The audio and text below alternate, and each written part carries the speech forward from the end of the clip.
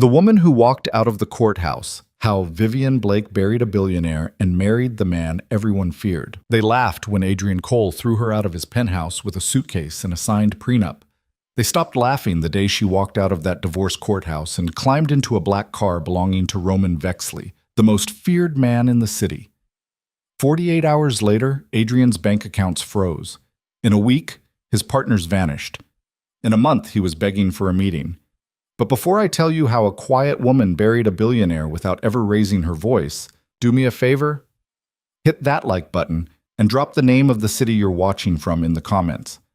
I want to see how far this story travels. Stay with me till the end. Trust me, you don't want to miss what happens in that last room. The rain hadn't stopped in 3 days.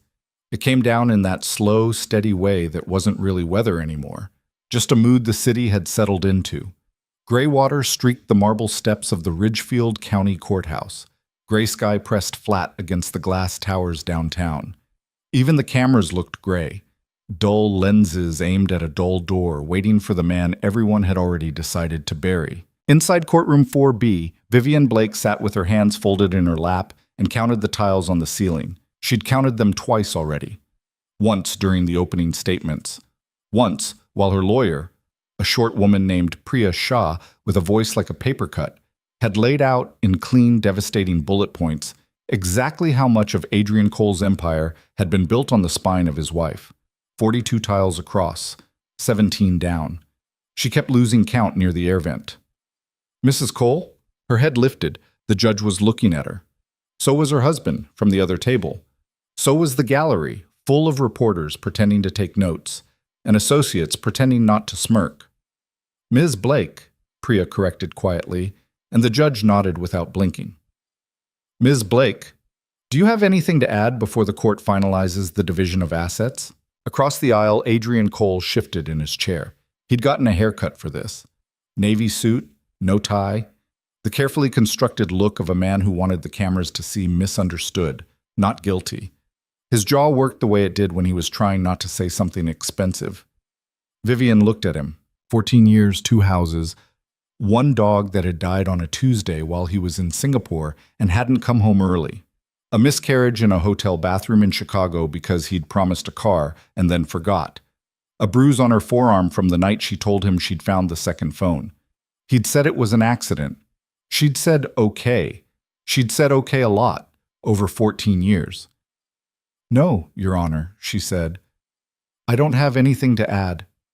Her voice was even, not small, not loud, just hers. The judge nodded, looked down at her papers, and did the math out loud.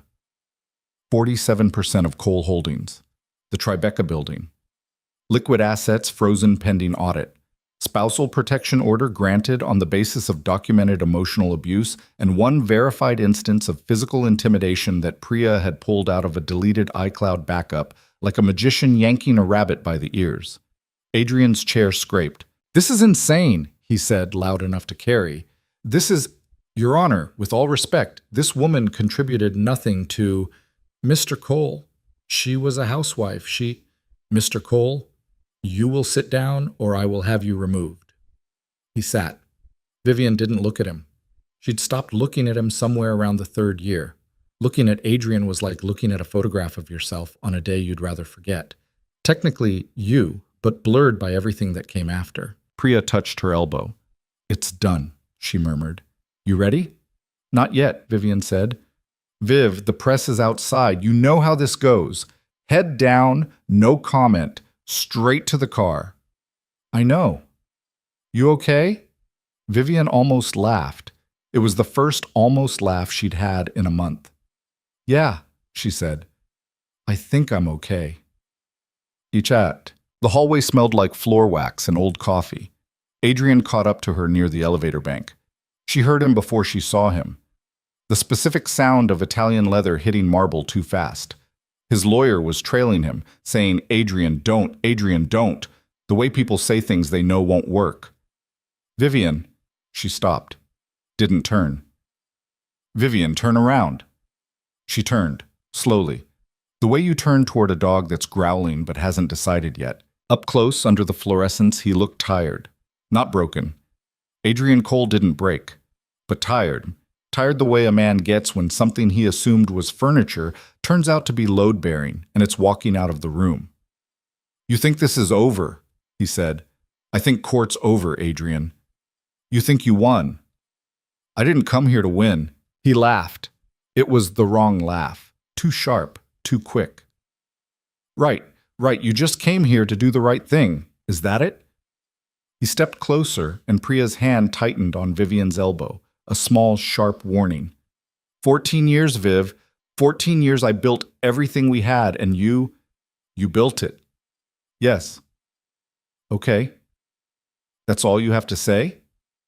You just said it, Adrian. You built it. I don't know why you'd expect me to argue. Something shifted in his face.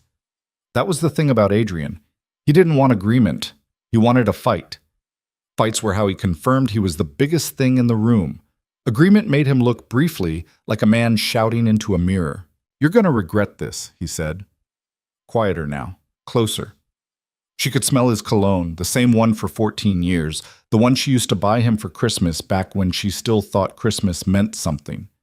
"You walk out those doors, Vivian, and you're nobody. You hear me? Nobody. You don't have a career. You don't have friends that weren't mine. You don't have a single goddamn thing in your life I didn't pay for." "Adrian," his lawyer softly. "Adrian, please. She needs to hear it." "I hear you," Vivian said. He blinked. "I hear you," she said again, and her voice didn't shake, and that was the part that would bother him later. Not that she left, but that she didn't shake. "And I don't agree. But I hear you." The elevator dinged. She stepped into it. Priya followed. Adrian stood in the hallway, one hand half raised like he'd meant to grab something, and then remembered there were cameras in the lobby. The doors closed on his face. Priya exhaled like she'd been holding her breath for a year. "Jesus, Viv. I'm fine." "You're something. I don't know if fine is the word." Vivian watched the numbers descend. 4, 3, 2. "Priya." "Yeah." "There's going to be a car out front, black. It's not mine. I want you to go out the east exit with my driver. Tell the press I'm not coming." Priya turned her head, slowly. "What car, Vivian?" "A friend's." "What car?" The elevator hit the ground floor. The doors slid open onto a lobby full of noise. Reporters, security, the dull roar of a building that had been waiting all morning for its photograph. Vivian looked at her lawyer. Her very smart, very tired, very decent lawyer who had fought for her like Vivian was her own sister, and who was about to be asked to pretend she hadn't seen what she was about to see. "Thank you, Priya," Vivian said, "for everything." Then she walked out. The cameras hit her like weather. They always did that. You thought you were ready, and then 200 flashes went off at once, and the world tilted, and someone shouted, "Mrs. Cole," and someone else shouted, "Vivian," and a third person shouted a number that was probably the settlement figure leaked from inside the courtroom before she'd even cleared the doors. She didn't stop. She didn't smile. She didn't put a hand up to her face. She just walked. Down the marble steps, past the bronze figure of Justice with her crooked scales, past the news van with the dented side panel, past a young reporter who was shouting a question so loudly his voice cracked in the middle of it. At the bottom of the steps, at the curb, a black car was waiting. No plates yet. Temporary tags. Heavy body. The kind of windows you could tell were bulletproof just by the way the light didn't move through them right. A driver stood by the rear door, hands folded in front of him, not looking at the cameras, not looking at her, looking at the middle distance the way men trained a certain way always looked at the middle distance. The door opened from the inside. The cameras kept flashing, but something in their rhythm changed. The shouting pitched down half a note. Even reporters had instincts, and their instincts were telling them, all at once, that they were looking at something they didn't understand yet.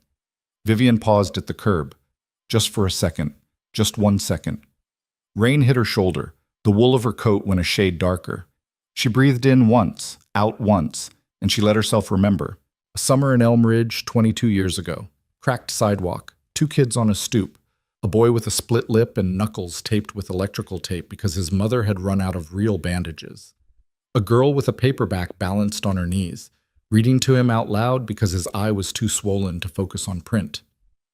"You don't owe them anything, Viv," he'd said, and she'd said, "I know." And he'd said, "Say it like you mean it." And she hadn't been able to. Not then. Not at 15. And then she was 37, and it was raining, and she stepped off the curb. She bent down, looked into the car. He was sitting in the far seat. One ankle crossed over the opposite knee. Black suit, black shirt, no tie. Watch she didn't recognize. Hands loose and still on his thigh. Not folded, not gripped, just resting. The way hands rest when their owner has never once in his adult life had to worry about what to do with them. Roman Vexley. He didn't smile. Roman didn't smile in public. He didn't do anything in public that he hadn't decided beforehand was going to be useful to him. But his eyes did something that could not be photographed. They went from the careful, polished blankness they wore around strangers to something older, something from the stoop in Elmridge, something from before either of them had learned how to perform. Get in, Viv. 2 words. Low voice. Not a command, not a question, just the flat, unhurried confidence of a man who had been on some internal calendar only he knew how to read, counting down to this exact minute for a very long time. She got in. The door closed. The cameras, outside, began to scream. Whooped. Inside the car, it was very quiet. Vivian didn't look at him for a long moment. She looked at her own hands. They were steady. She noted this distantly, like a scientist. Huh. Steady hands. Interesting. The car pulled away from the curb, smooth, no jerk, no lurch. The driver had done this before. You want a drink? Roman said. I want a cigarette. You don't smoke. I used to, when I was 15. You smoked 1 cigarette when you were 15 and you threw up on my shoes. You remember that? I remember everything.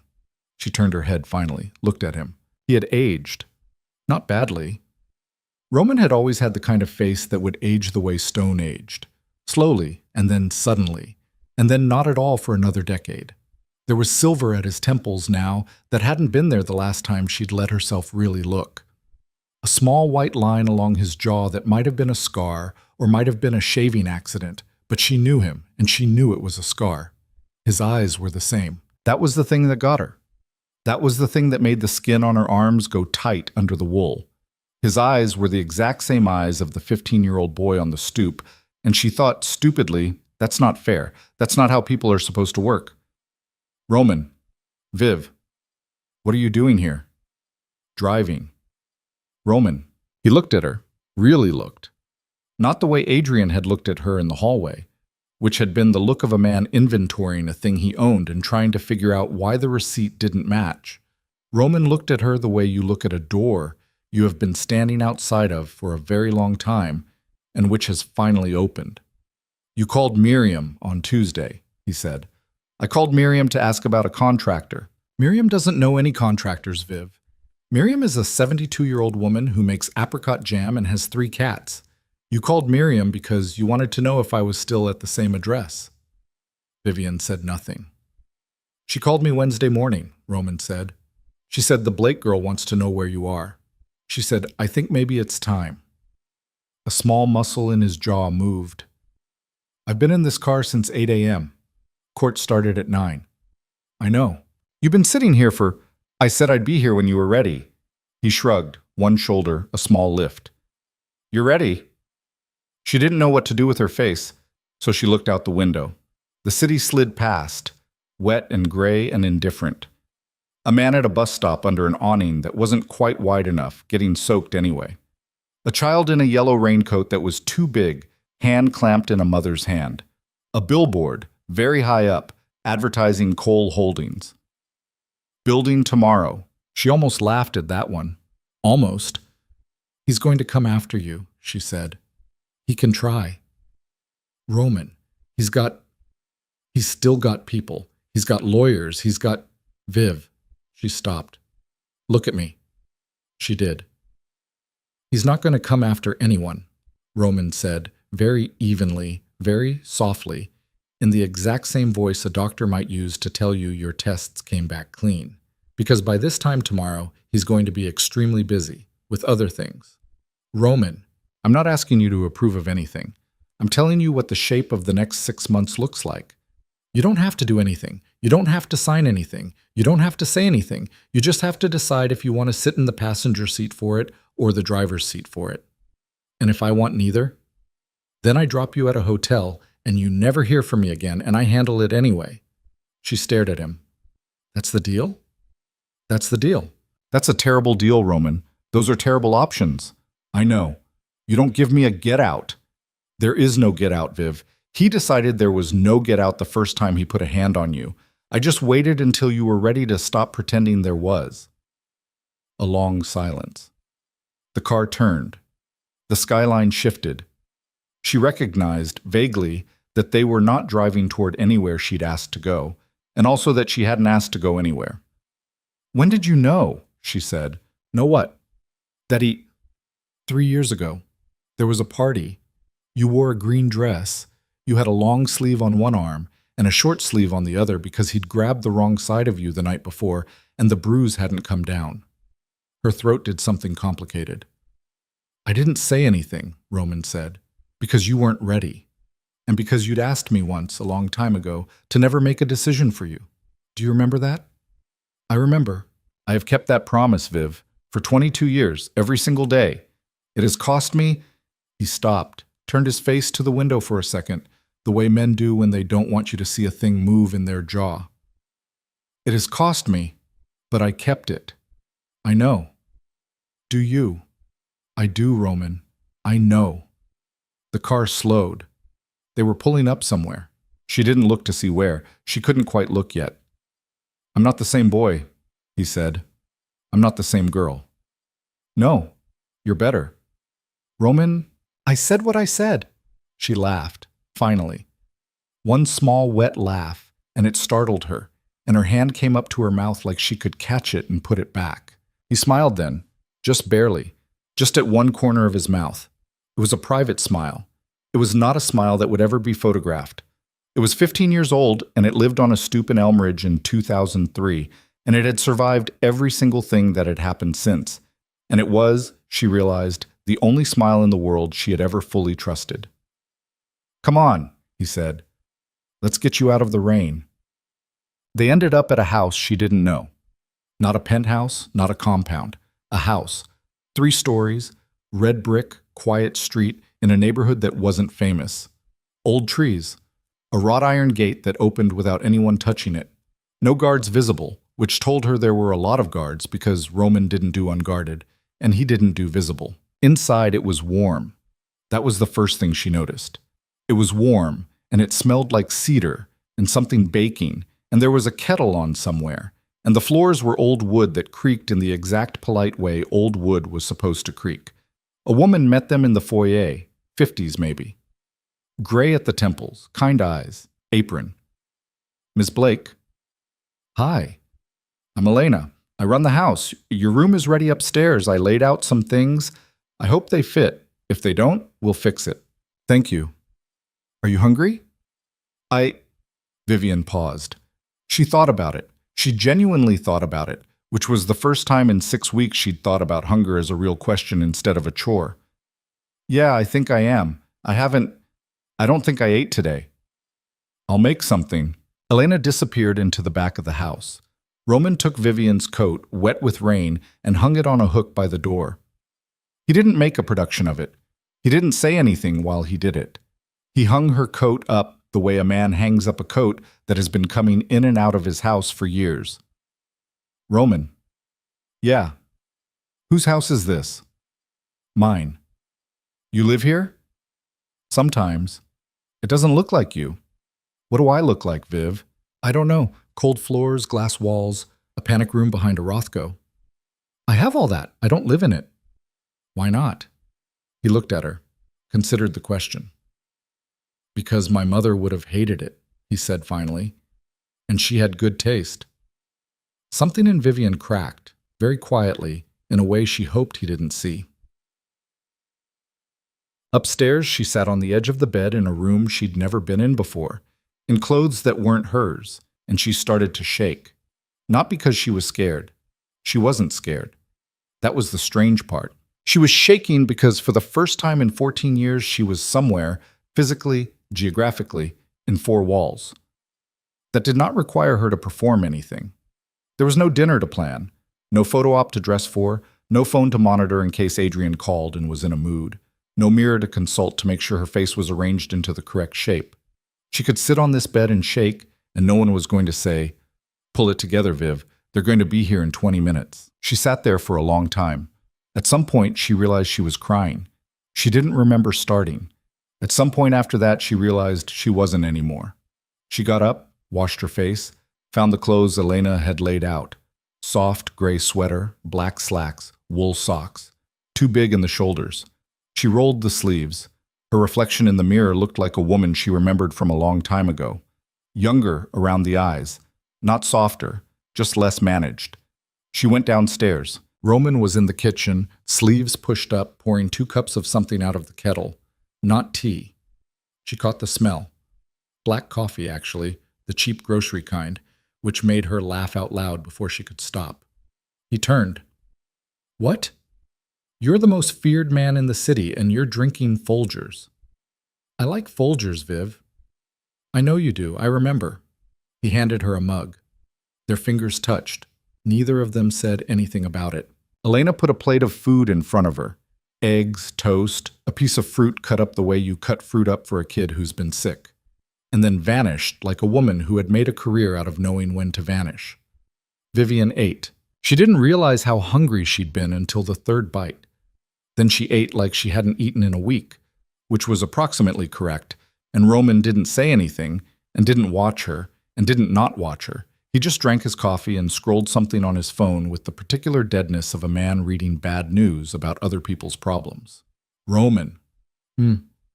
What happens now? He set the phone down. What do you want to happen? I don't know. Okay. That's not an answer. It's the most honest answer you've given anyone today, Viv. You don't have to decide anything tonight. You're going to sleep in a room with a lock on the inside that you hold. You're going to eat 3 times tomorrow. You're going to walk around the block if you want to, with nobody following you except 2 men you'll never see. And on Thursday, if you want, we can talk about what you want to do next. Thursday. Thursday. What's Thursday? Thursday is when my lawyer comes over with some papers. She looked at him. Papers for what, Roman? A marriage license, he said, perfectly calmly, stirring his Folgers with a spoon that had a little chipped handle. Hypothetical, no pressure. I just want the option on the table, in case you decide you'd like it there. Roman. Viv.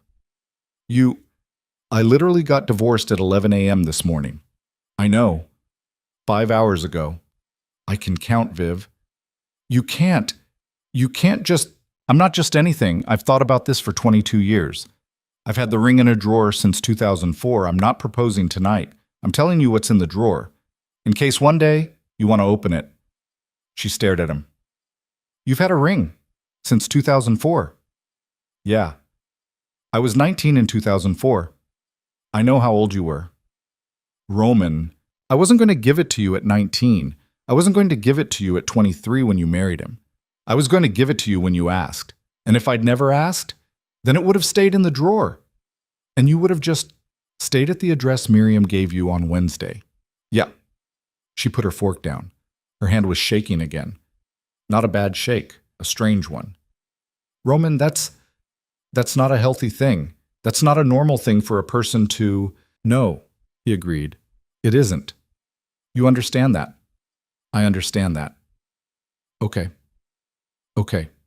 A pause. I'm not saying yes, she said. I didn't ask a question. I'm not saying no either. I know. I need time. You have all of it, Viv. You have all the time I ever had. That's the deal. She looked at him across the table. The kitchen light was warm. The rain was still coming down outside. Somewhere in the house, a clock ticked in the careful, offbeat way old clocks tick when they've been wound by the same hand for decades. She thought about the green dress and the long sleeve and the bruise. She thought about the stoop in Elmridge and the electrical tape on a boy's knuckles. She thought about Adrian in the hallway that morning saying, "You're nobody," and about how his voice had cracked on the word and how for 14 years she had been shaped by that crack, had been organized around keeping him from making it, and how she had mistaken that labor for love. Roman. Yeah. I want the drawer open. He looked up. Not tonight, she said quickly. Not Not like a yes, just open. I want to know where it is. For a long moment, he didn't move. Then he set down his coffee, got up, walked, unhurried, out of the kitchen. She heard his footsteps on the stairs, 2 flights, and a drawer opening somewhere far away in the house, then footsteps coming back down. He came into the kitchen with a small wooden box in his hand. Walnut, maybe. The kind of box a careful man made himself, once, at a bench in a garage, a very long time ago, because he didn't trust anyone else to make it right. He set it on the table between them. He did not open it. "It's there," he said. "Whenever you're ready, or never." "The drawer doesn't close again, Viv." She looked at the box. She didn't touch it. She nodded. Outside, very far away, a siren moved through the rain, the sound bending around the brick buildings and the old trees and the gate that opened by itself. Somewhere in the city, Adrian Cole was pouring a drink with a hand that didn't quite obey him, and he was calling a lawyer, and the lawyer wasn't picking up, and then he was calling another one. And that one wasn't picking up either, and a small cold thing was beginning in his stomach that he did not yet have the vocabulary for. In a warm kitchen on a quiet street, a woman in a too-big sweater picked up a fork. She kept eating. The box sat on the table between them, closed, and neither of them looked at it again that night, and neither of them needed to. She slept in a bed that wasn't hers, in a house she didn't know, and when she woke up at 4:17 in the morning, she didn't know for almost a full minute where she was. That was the part that startled her, not the dark, not the unfamiliar sheets, the quiet. For 14 years she had slept next to a man who breathed wrong. Adrian snored, and then he didn't, and then he did again. And somewhere in the middle of the night, he would flip onto his back and make a sound like a drawer closing, and she had gotten so used to tracking those sounds that waking up had become less of an event and more of a slow recount of his noises to confirm he was still there. She couldn't hear anything in this house. She lay in the dark and listened, hard. A clock somewhere. A pipe, somewhere further, doing the thing old pipes do. Rain on a window. That was it. No one breathing next to her. No one at all. She pressed her palm flat to the mattress beside her and felt the cool, unused sheet. Then she started to cry again, but quietly, and not for long, and when she was done she felt something she hadn't felt in so long she had to sit up to identify it. Rested. She felt rested. That was a terrible thing to realize at 4:17 in the morning. It meant something about the last 14 years she wasn't ready to look at in full light yet. She got up, found the sweater on the chair where she'd left it, padded out of the room in wool socks.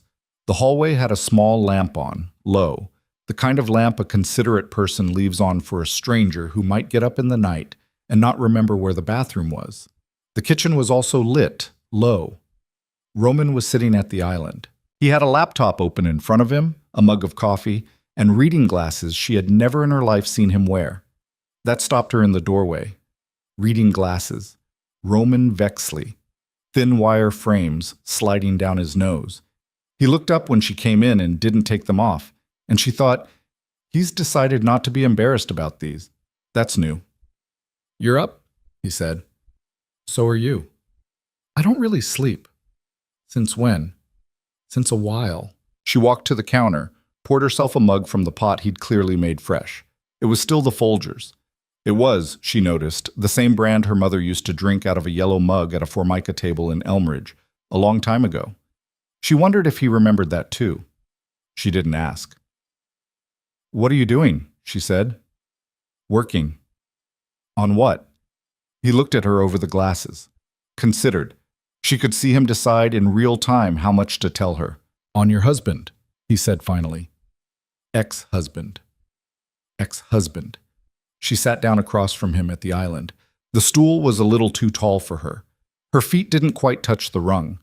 It was the kind of small humiliation she'd stopped noticing years ago, because Adrian's houses were all designed for Adrian's height, and she had trained herself not to notice the things that hadn't been designed for her. "Show me," she said. "Viv, you said I could sit in the driver's seat or the passenger seat. I want to sit somewhere. Show me what you're doing." He didn't argue. He turned the laptop around. She looked. It was a spreadsheet. Not a fancy one. Rows and columns in a flat gray font, the kind of thing an accountant would make. Company names down the left, dollar amounts in the middle. A column on the right with names. Some she recognized from Adrian's circle, some she didn't. Across the top, dates.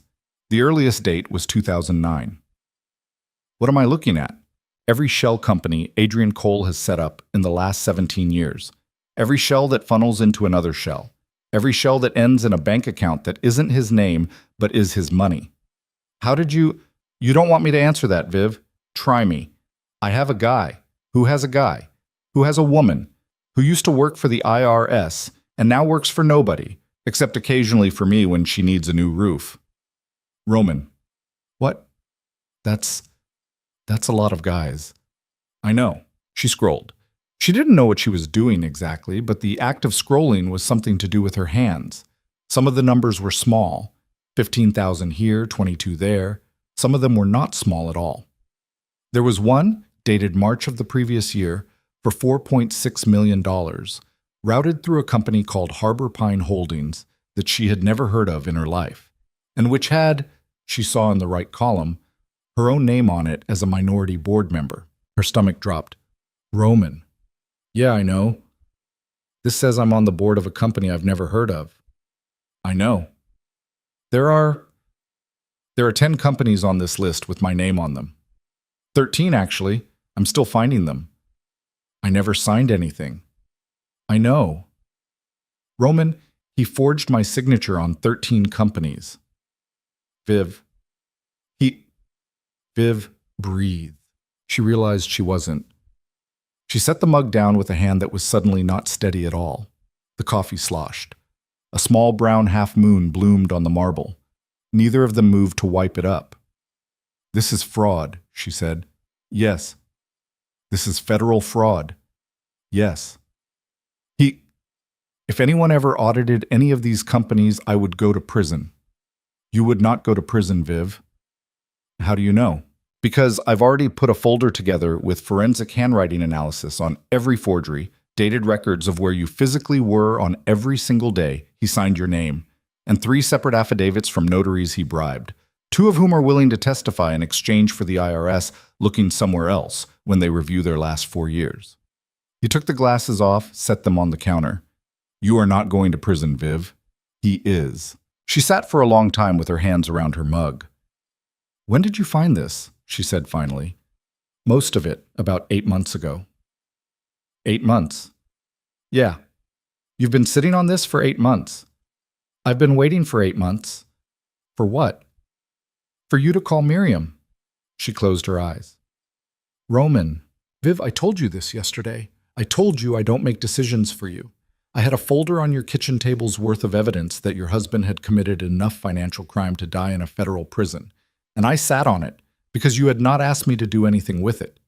If I had walked that folder into the U.S. Attorney's office in March, I would have taken away your choice, and I made a promise a long time ago that I wouldn't do that. You're telling me you had proof he was... I had proof of a lot of things. The money was just the cleanest. Define a lot of things. He didn't answer. Roman. Viv. Define a lot of things.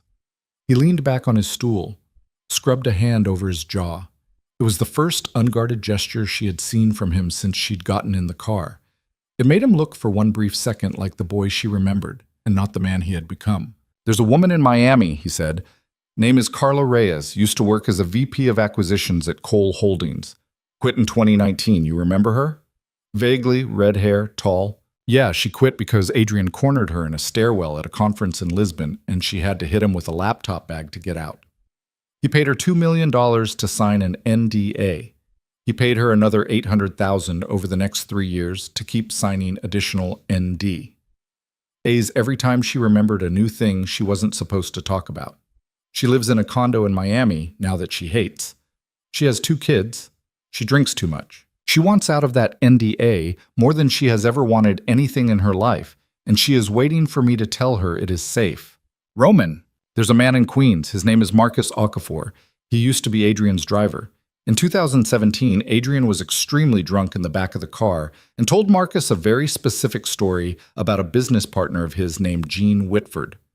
Gene Whitford died 3 weeks later in what the police called a tragic accidental fall from a 16th floor balcony. Marcus has not slept through a night since. Marcus keeps a notarized statement in a safe deposit box, and he has been waiting, for 8 years, for somebody to ask him about it. Roman, There's a woman named... Stop. He stopped. She put both hands flat on the marble. The half-moon of coffee had spread. She didn't care. Are you telling me, she said very slowly, that my husband killed someone? Your ex-husband. And I'm telling you that Gene Whitford was in the middle of suing Cole Holdings for $11 million when he fell off a balcony. I am telling you that Adrian Cole had a conversation with a driver about Gene Whitford 3 weeks before Gene Whitford died. I am telling you I am not a prosecutor, and I cannot tell you what happened in Gene Whitford's last 5 minutes on this earth. I can tell you what Marcus Okafor thinks happened, and I can tell you that Marcus Okafor is a deeply religious man who has been sick about it for 8 years. She got up. She didn't know she was going to, and then she was. She walked to the window. She put her forehead against the cold glass, and she looked out at the dark street, and she tried to make her lungs remember what they were for. 14 years. She had slept next to him for 14 years. She had eaten his breakfast. She had introduced him to her mother. She had cried with him on the phone from the hotel bathroom in Chicago, and he had said, "I'm so sorry, baby," and she had believed him, and she had flown home, and she had folded his shirts. She had folded the shirts of a man who may have... Viv. She didn't turn. Viv, breathe. I am breathing. You're not. She inhaled, held it, let it out. I didn't know, she said. I know. I didn't know, Roman. I know. Nobody is saying you knew. Nobody is ever going to say you knew. That's not what this is about. Then what is this about? This is about what you want to do. She turned around. Her face felt too hot. Her hands felt too cold. The kitchen was still warm and low lit and smelled like coffee, and it was obscene how normal it looked, like a kitchen in a Pottery Barn catalog, when what was on the laptop behind her was the quiet disassembly of a man who had, possibly, walked another man off a balcony. I want him to burn, she said. Roman didn't move. I want him to lose everything. I want every single person who ever laughed at one of his jokes at a dinner I cooked. I want every one of them to stop returning his calls. I want his mother, who told me at my engagement party that I was lucky her son was settling for a girl from nowhere. I want her to hear the news on a television in a hospital waiting room. I want the building downtown that has his name on it. I want the name taken down. I want the building sold. I want the woman in Miami to get her condo she actually likes. I want Marcus Okafor to sleep. I want... Her voice broke once, and she made it work again. I want Gene Whitford's family to know what happened to him. Okay. Don't say okay like that's a grocery list, Roman. It is a grocery list, Viv. You want groceries? I go get groceries. I don't want him dead. I know. I need you to hear me, Roman. I don't want him dead. I don't want him hurt. I don't want anything that happens to him to be something I can't explain in a courtroom. I want it legal. I want it boring. I want it so boring and so legal that when people write about it, they don't use adjectives. Do you understand me? He looked at her for a long moment. Yes, he said. Swear. Viv. Swear to me, Roman. I swear. Because that's the only way I do this with you. That's the only way I let you... She gestured at the laptop, at the house, at the whole improbable night. That's the only way any of this is anything but another cage. I hear you. Do you? I hear you, Viv. I'm not the boy who thinks love is a fist anymore. I haven't been that boy since I was 16. You don't have to teach me that lesson. I learned it a long time ago from a girl on a stoop who told me if I ever put my hands on somebody who wasn't swinging first, she would never speak to me again. She blinked. You remember that? I told you, I remember everything. She walked back to the island, sat down, didn't pick up her coffee, didn't look at the laptop, looked at him. Legal and boring, she said. Legal and boring. Start with the money. I already did. Start harder. A small thing at the corner of his mouth. Not a smile. The suggestion of one. Define harder, Viv. The woman in Miami. Carla. Send somebody to her. Not you. Not anyone scary. Send a lawyer. A woman lawyer. Send the best woman lawyer you can find and tell her the NDA is void because it was signed under duress and Adrian is about to be indicted, and she can either get ahead of it and be a witness or get buried under it. Her choice. But tell her, Roman, tell her she's not alone. Okay, Marcus Okafor, same thing, lawyer, protection. His family moves. Tonight if he wants, tomorrow if he doesn't, whatever he needs. Okay? The forged signatures on the 13 companies, that goes to the feds. It goes to the feds. I signed the statement. You signed the statement. Jean Whitford. She stopped. Jean Whitford, I don't know. I don't know enough. That one we go slow on. We find his family, quietly. We see what they know. We see what they want.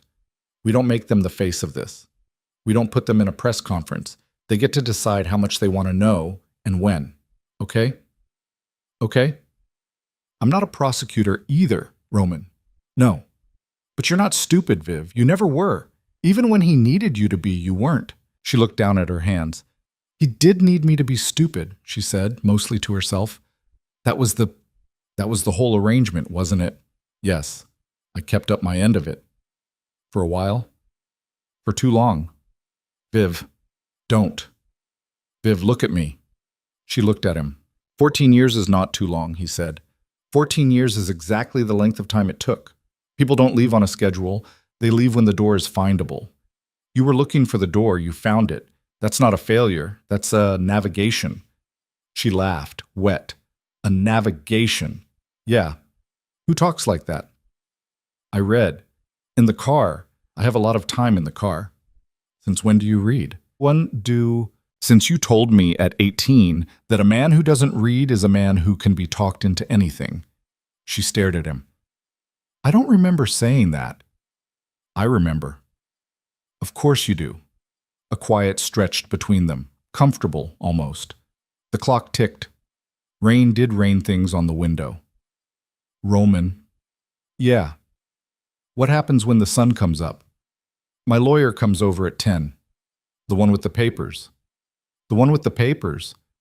I'm not signing the marriage license. I know. Not today. I know, Viv. I wasn't going to ask you to. The papers at 10 o'clock are a retainer agreement for my lawyer's firm to represent you personally in everything that's about to happen. So when the press asks who your lawyer is, you have one. So when the feds call, you have one. That's all.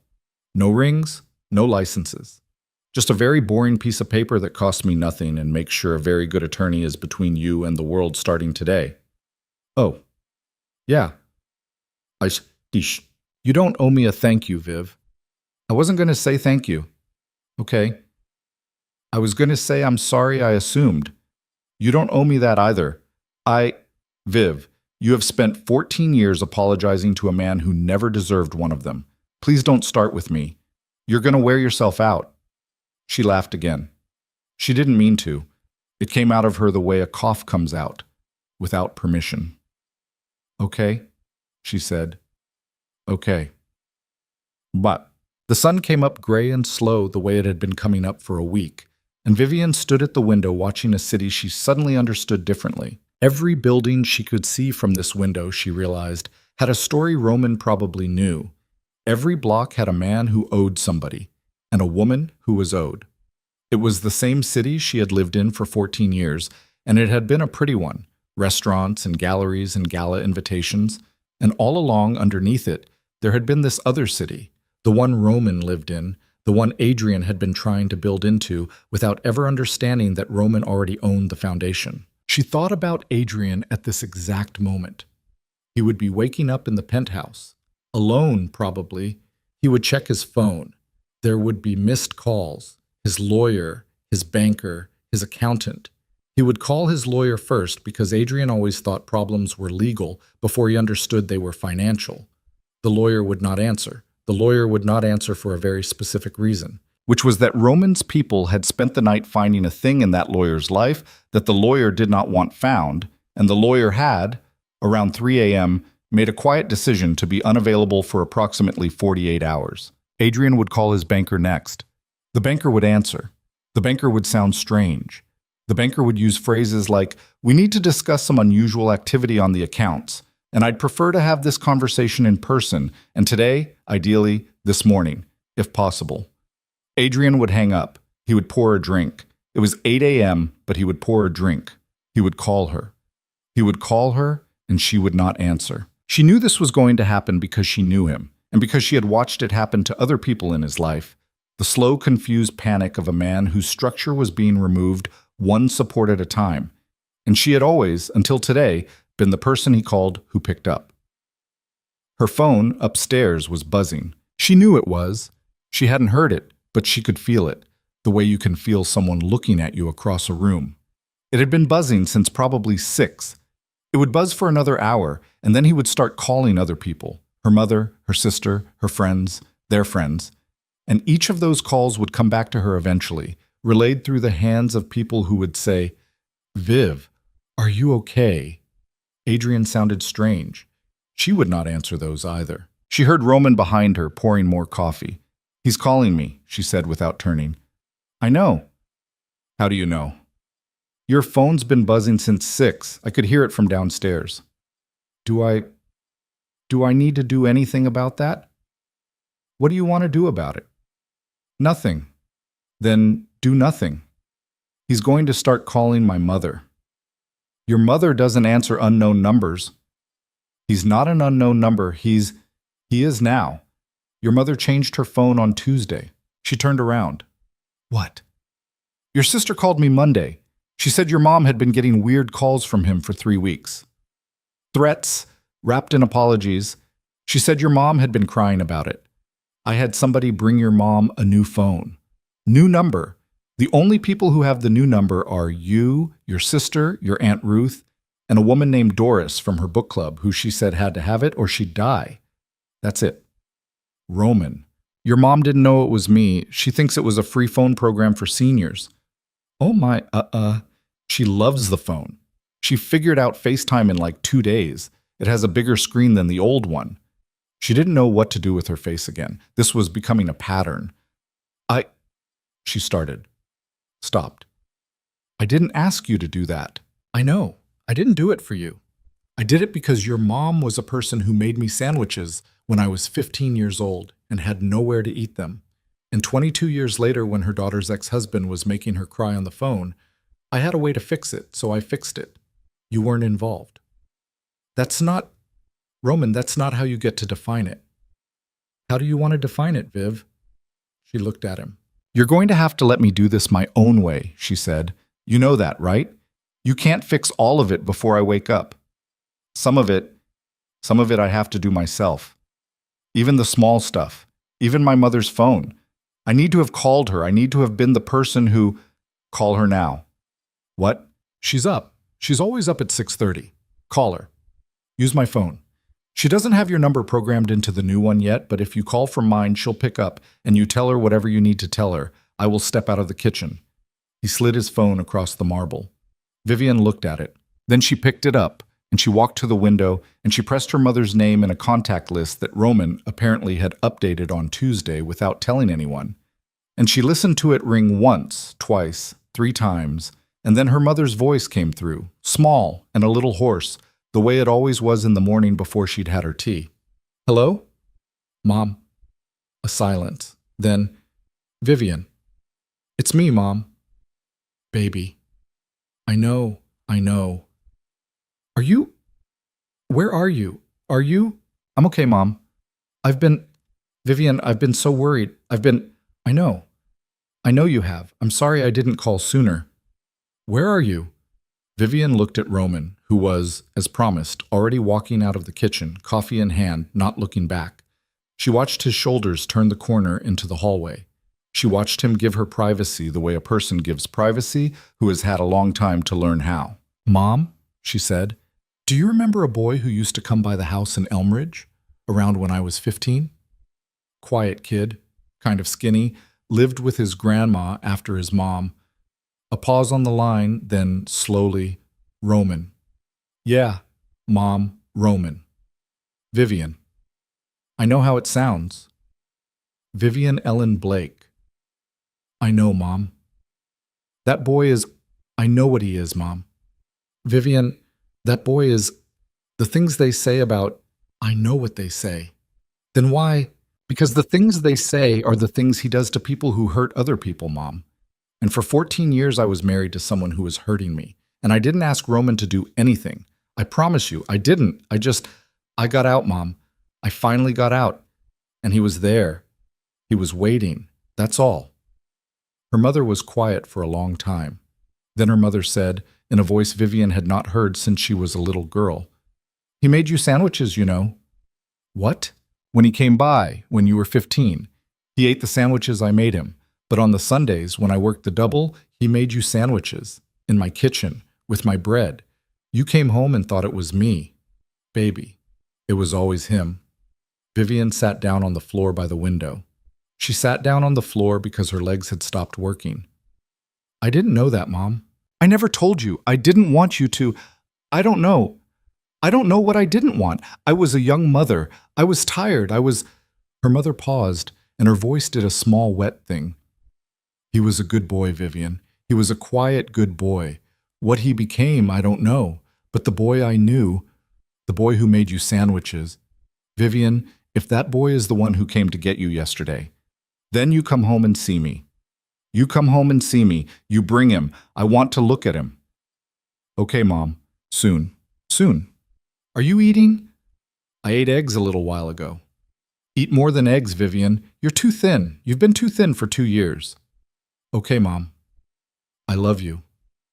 "I love you too, Mom." She sat on the floor with the phone against her ear after her mother had hung up, and she looked out the window at the gray morning city, and she understood very quietly that something had shifted in her life that could not be shifted back. Not Adrian, not the empire, not the money. Something smaller and bigger and much harder to name. A boy in her mother's kitchen making a sandwich on a Sunday in 2003 for a girl who was not yet home from the library.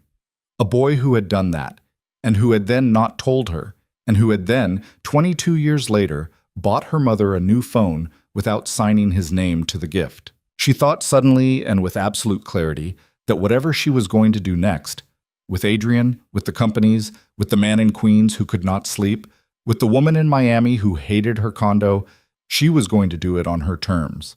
But she wasn't going to do it alone. She wasn't going to do it alone ever again. She stood up, smoothed her too big sweater, walked out of the kitchen and down the hall to the small study where Roman had gone with his coffee. He was at a desk with his laptop and his wire-frame reading glasses, and he looked up when she came in, and whatever he saw on her face made him set down the mug very carefully. "Roman." "Yeah." "Tell your lawyer to bring the papers at 10. Okay?" "All of them." He looked at her, a long beat. "All of them?" "The retainer, the forensic packet, the affidavits, the woman in Miami, the man in Queens." She swallowed. "And the one in the drawer." His hand went still on the mug. "Viv, I'm not saying yes today, Roman. I'm saying I want it in the room. I want to look at it. I want to know what it is. I don't want to wonder about it for another 6 months. I spent 14 years wondering what was in a drawer, and the drawer was his phone, and it was other women's names, and I am tired, Roman. I am so tired of wondering what's in drawers." He didn't speak for a moment. Then he said, 10 o'clock. 10 o'clock. She turned to leave the study, and then she stopped in the doorway, and she didn't turn back around because she was not quite brave enough for that yet. "My mother told me about the sandwiches," she said. Behind her a long silence. Then quietly, "They were turkey, Viv." "I know. Turkey and cheese because you didn't like mustard." "I know.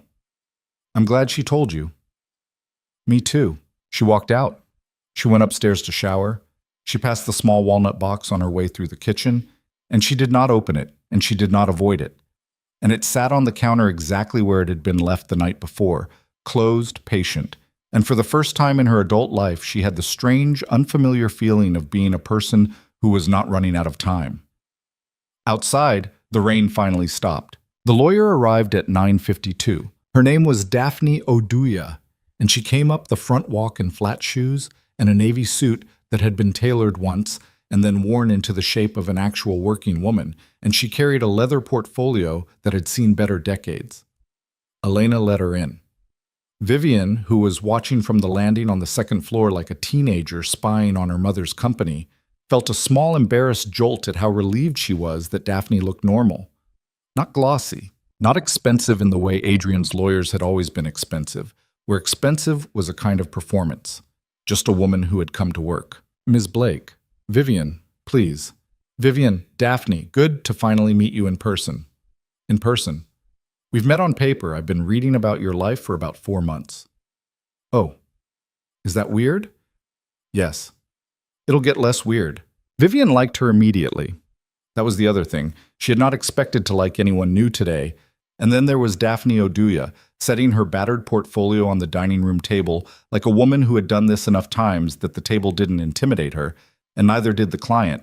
And Vivian liked her the way you sometimes just like a person on contact, for reasons you don't have to examine. Roman came in from the kitchen with 3 mugs balanced in his hands. Daff? Roman. Thanks for coming. Don't thank me, you're paying me. Still. I brought the packet, all of it, like you asked. Daphne looked at Vivian. We don't have to go through all of it today. I want to be clear about that. We can do the retainer, shake hands, and I can come back tomorrow or next week or next month. This is your pace, not his. I want to do it today. Okay? I want to know what I'm sitting on. Okay, Vivian, we do it today. They sat down. Roman at one end, Daphne at the side, Vivian across from her. Elena came in once with a plate of something and then left without asking whether anyone wanted it, and without saying a word, which was, Vivian was beginning to understand, Elena's whole signature move. Daphne opened the portfolio. The first thing she took out was the retainer agreement. This is the smallest thing in here, Daphne said. It's boring. 2 pages. You sign, my firm represents you, attorney-client privilege starts the second you sign. I want you to read it. I want you to read it slowly. I want you to ask me anything you want. The most important sentence is at the bottom of page 1. Vivian read. The sentence at the bottom of page 1 said, in plain language, that Daphne Oduya's firm represented Vivian Blake personally as an individual, and not in any capacity related to Cole Holdings, Harbor Pine Holdings, or any other entity in which Ms. Blake is or has been named as a shareholder, officer, or director, whether with her knowledge or without. Vivian read it twice. You put that in there for the forgeries, she said. I put that in there for the forgeries. Thank you. Sign. She signed. Her own name. Her real signature. For the first time in a long time, the signature of a woman who was signing only for herself. Daphne slid the retainer back into the portfolio, took out the next thing. This, she said, is the forensic packet. Every forgery, every document it appears on.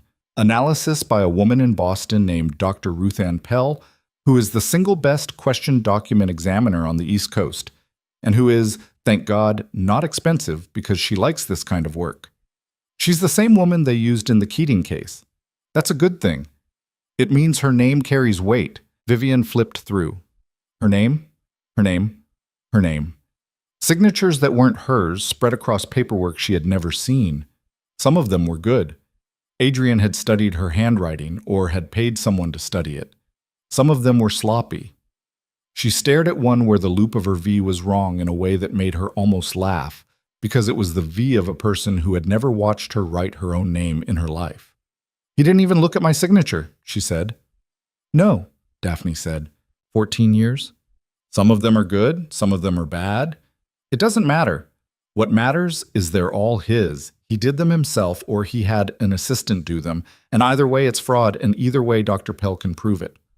Okay? The forgeries are the cleanest prosecution.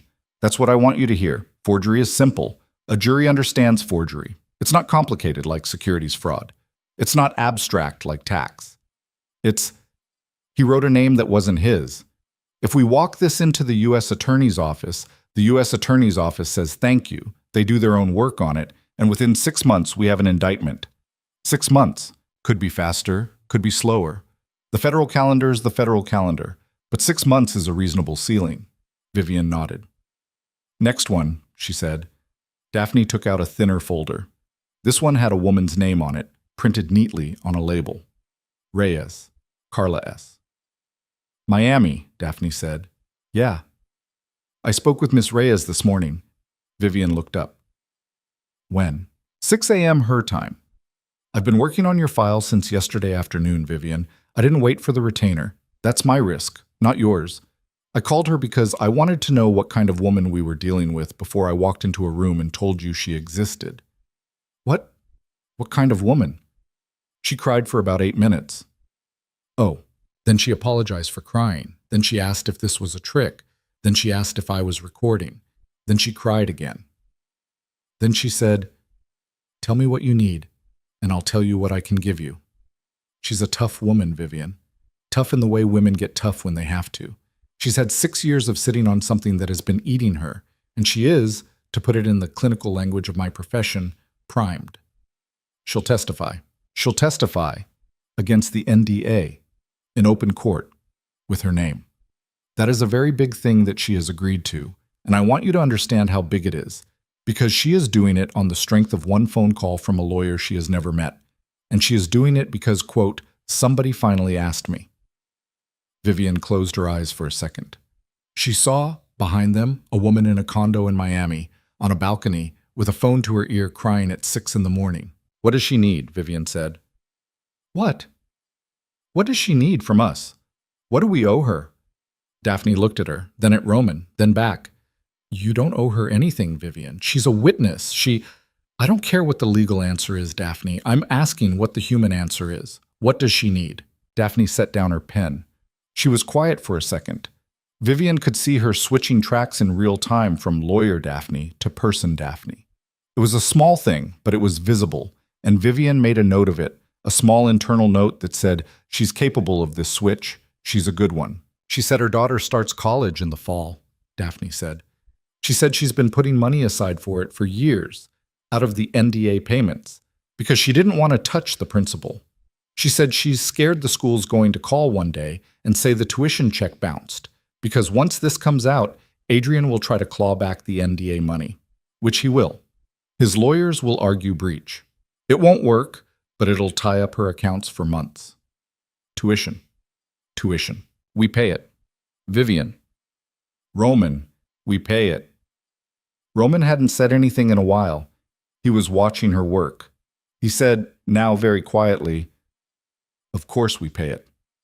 I don't want it from her. I don't want her to owe us. She won't owe us. Anonymous, a scholarship, a trust, something. Daphne, set it up, however it needs to be set up. I don't want her to know it came from us until years from now, if ever. I want that kid to start school in September without her mother having to count pennies." Daphne was writing. "Okay," Daphne said. "And she gets her condo she likes. Set that up too. She doesn't have to know it's us. Find a real estate woman in Miami who knows her neighborhood. Have her show up with a listing that happens to be perfect. Help her sell the one she hates, quietly, whatever it takes. Okay? And the NDA is dead. Dead. Next." Daphne pulled another folder. Okafor, Marcus T. "Queens," Daphne said. "Queens," Vivian said. "I spoke with Mr. Okafor at 7:30. He picked up?" "First ring. He sleeps with the phone in his hand, Vivian." "Oh. I'm going to tell you the one hard thing about Marcus Okafor, okay? Because you need to know it before you make decisions." "Okay. He told me he's been to a priest 3 times about this. 3 different priests across 8 years because he keeps running out of ones who haven't heard it yet. He says he wants to talk. He says he needs to talk. But he also said, quote, 'If I do this, my kids stop having a father because I'm not going to live long after I say his name out loud.'" Vivian said nothing for a moment. "How old are the kids?" she said. 11 and 14. "Oh no. Yeah. Roman.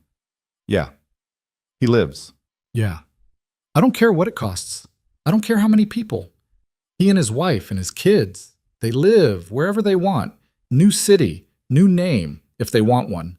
A house, a school, a job for him that pays what he was making and doesn't put him behind a wheel, because I think that man has been through enough steering. They live, Roman. Okay? I need you to look at me when you say okay." He looked at her. "They live, Viv. I will take that personally. I give you my word. Personally, I want it personal. It's personal." Daphne was still writing. Her pen had not stopped. "He's going to come out of witness protection with a story about a balcony in 2017, Daphne said. "That is going to be the single biggest thing in this case. If he says what I think he's going to say, Adrian doesn't just lose his money, he loses his freedom. For a long time. For the rest of his, probably." "I know," Vivian said. "I want you to say it out loud so I know you said it out loud." Vivian looked at her. I know that if Marcus Okafor tells the truth about what Adrian told him in 2017, my ex-husband will go to federal prison for conspiracy to commit murder and possibly for more than that. I know that. I am willing for that to happen. I am asking for that to happen, with my eyes open and on the advice of counsel. Okay? Okay. Next one, Daphne said. Daphne took out a folder that was thinner than the others. No label on it, just a blank manila cover. Jean Whitford, she said. Vivian went still. This one I didn't work on last night, Daphne said. This one I want to talk about before I do anything with, because this one is different. Different how? Jean Whitford has a widow. Her name is Marin. She lives in Rye, New York. She's 67. She has 2 grown children and 4 grandchildren, and she has spent 8 years knowing, not suspecting, knowing that her husband did not trip. How do you know she knows? Because she wrote the police 3 letters in 2017, and 4 in 2018, and 2 in 2019, and 1 a year every year after that, until this year, when she wrote them too. What did she say in the letters? Roman's people pulled them. You'll see them in the folder. The short version is, she said her husband was not drinking that night. He was afraid of heights and would never have been on a balcony of his own free will. He had been in a fight with Adrian Cole the week before, and in his last conversation with her, he had said, quote, "If something happens to me, Marin, it was him." Vivian put her hand over her mouth. They buried the letters, Daphne said. Not maliciously, not in a conspiracy way, just a man had fallen off a balcony. The medical examiner had called it accidental. The widow was grieving and angry, and a detective decided she was difficult, and the letters went into a file, and the file got stamped closed. And that was that. It happens all the time. It is happening right now in a file cabinet in a precinct somewhere. It's not a conspiracy. It's worse. It's ordinary. I want to meet her, Vivian said. Vivian, I want to meet Marin Whitford. Vivian, listen to me. You cannot. I know I can't. If you meet her before the case is built, a defense attorney will say you coached her. You poisoned the evidence. You bribed her. They will make every single thing Marcus Okafor says, and Carla Reyes says, and Dr. Pell says fall apart because the widow met with you before the indictment. I know, Daphne. Then why? Because she wrote 10 letters, Daphne. 10 letters over 8 years, and nobody answered, and I want somebody to answer. I don't have to meet her. You meet her. You meet her today, on a plane. I don't care what it costs. You meet her, and you tell her that somebody read the letters. Somebody is going to do something about the letters. You don't tell her about Marcus. You don't tell her about the case. You just... Daphne, I want you to look at a 67-year-old woman in the face and tell her that somebody finally read what she wrote. Daphne looked at her for a long time. Then Daphne said, I can be in Rye by 2. Thank you. I'll take the evening flight back. Thank you. Vivian. Yeah. This is going to be the best part of my month. Okay? I want you to know that. Okay, Daphne. Daphne closed the folder. Vivian was quiet for a second. Her hand had started to shake again, a small vibration in her right index finger that she hid by curling it under the other fingers. She looked at Roman. He was looking at her the way he'd looked at her in the car the day before, not waiting for her, just present, just with her. His coffee had gone cold in front of him, and he hadn't noticed. There's one more thing, Daphne said. Vivian looked at her. I brought it because he asked me to bring it.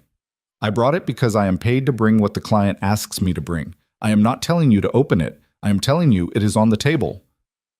Daphne reached into the bottom of the portfolio. She took out the small walnut box. She set it in the middle of the table. Vivian stared at it. You brought that here? He asked me to. From where? From the kitchen, this morning, before you came down. Roman very quietly, Viv, I told Daphne to bring it with the packet because you told me last night that you wanted it in the room. I didn't think I should be the one to walk it in. I didn't want it to feel like a pressure. I thought having Daphne put it down on a table with the other files might make it smaller, just another thing. One of many decisions. Vivian laughed, a little wet. You planned that. I plan a lot of things, Viv. I have noticed. I'm sorry. Don't be sorry for that one. The box sat on the table. Vivian did not open it. Daphne, she said. Yeah. Can I ask you a really inappropriate question? Shoot. Do you think I'm insane? Daphne did not laugh. That was the thing Vivian would remember later about this moment. A different lawyer would have laughed, would have made it light, would have said, "Of course not, you've been through so much." Daphne did not do that. Daphne put her pen down and looked Vivian in the eye and took the question like it was a real question. "Do I think you are insane for sitting in this house with this man 48 hours after your divorce was final, considering a marriage license while your ex-husband is about to be indicted on my recommendation? Is that the question?" "Yes. Professionally, I am obligated to say that you are under tremendous stress, that you should not make permanent decisions in a moment of transition, and that I strongly recommend a waiting period of 6 months before you sign anything of that nature." "Okay. Personally?" "Personally." Daphne looked at Roman, then at Vivian. "Personally, I have known Roman Vexley for 11 years. I have worked on maybe 60 matters for him. In all of those 11 years and all of those 60 matters, I have seen him break his word exactly 0 times. I have seen him be cruel exactly 0 times to anyone who did not first do something cruel to someone smaller than them. I have seen him, once, buy a stranger a kidney. I do not know what he has told you about his feelings. I am not the right person to ask about that, but I will tell you, Vivian, that if he has told you he waited 22 years for you, I believe him, because I have never once caught him in a single operational lie, and operational liars, in my experience, do not know how to stop. They lie about small things. They lie for practice. He doesn't. He just doesn't." "Oh, I'm speaking out of turn. I apologize." "No. I shouldn't. Daphne, thank you." "Okay." Daphne stood up. She stacked the files neatly. She put the retainer, signed, into a separate folder. She took her coffee mug to the kitchen herself, because she was the kind of woman who took her coffee mug to the kitchen, and then she came back with her coat on. "I'm going to Rye," she said. "I'll text you when I'm on the ground. Don't text me first. Don't call me first. If the press gets your number, and they will, send them to me. If your ex-husband calls, send him to me. If your mother calls, answer it. If his mother calls, send her to me. We'll talk tonight." "Okay." "Vivian." "Yeah. You did good today. Thanks. Eat lunch." "Okay." Daphne left. The door closed behind her. The house was quiet again. That particular quiet Vivian was starting to recognize, the quiet of a house that had guards she couldn't see and staff she barely saw, and a man across the table from her who had, she was starting to understand, been preparing this exact day for longer than she had been preparing any day of her life. The box was still on the table. Roman had not looked at it. That was the thing. He had not looked at it the whole time Daphne had been there. He had sat at the end of the table with his cold coffee, and he had watched Vivian talk about Miami and Queens and Rye and a balcony, and he had not once looked at the walnut box sitting 3 inches from his own elbow. She thought with a sharp, small tenderness, "He's afraid." Roman Vexley, the most feared man in the city, was afraid of a box he had built himself in 2004. "Roman." "Yeah. Can I ask you something?" "Yeah." "When you made the box 22 years ago, did you think I was going to marry you?" He was quiet for a long beat. "No." "No?" "No, Viv. I thought you were going to marry somebody good. I thought you were going to marry somebody kind, and I thought he would treat you well, and I thought you would have 2 kids and a dog, and I thought I would come to the wedding, and I thought I would stand very far at the back, and I would give you away in my head without anyone knowing, and then I would go home, and I would put the box in the back of a drawer, and I would never open it again." "Oh, I wasn't making a ring to propose. I was making a thing that was a promise to myself about what kind of man I wanted to have been to you. If things had gone different, it was, Viv, it was a compass.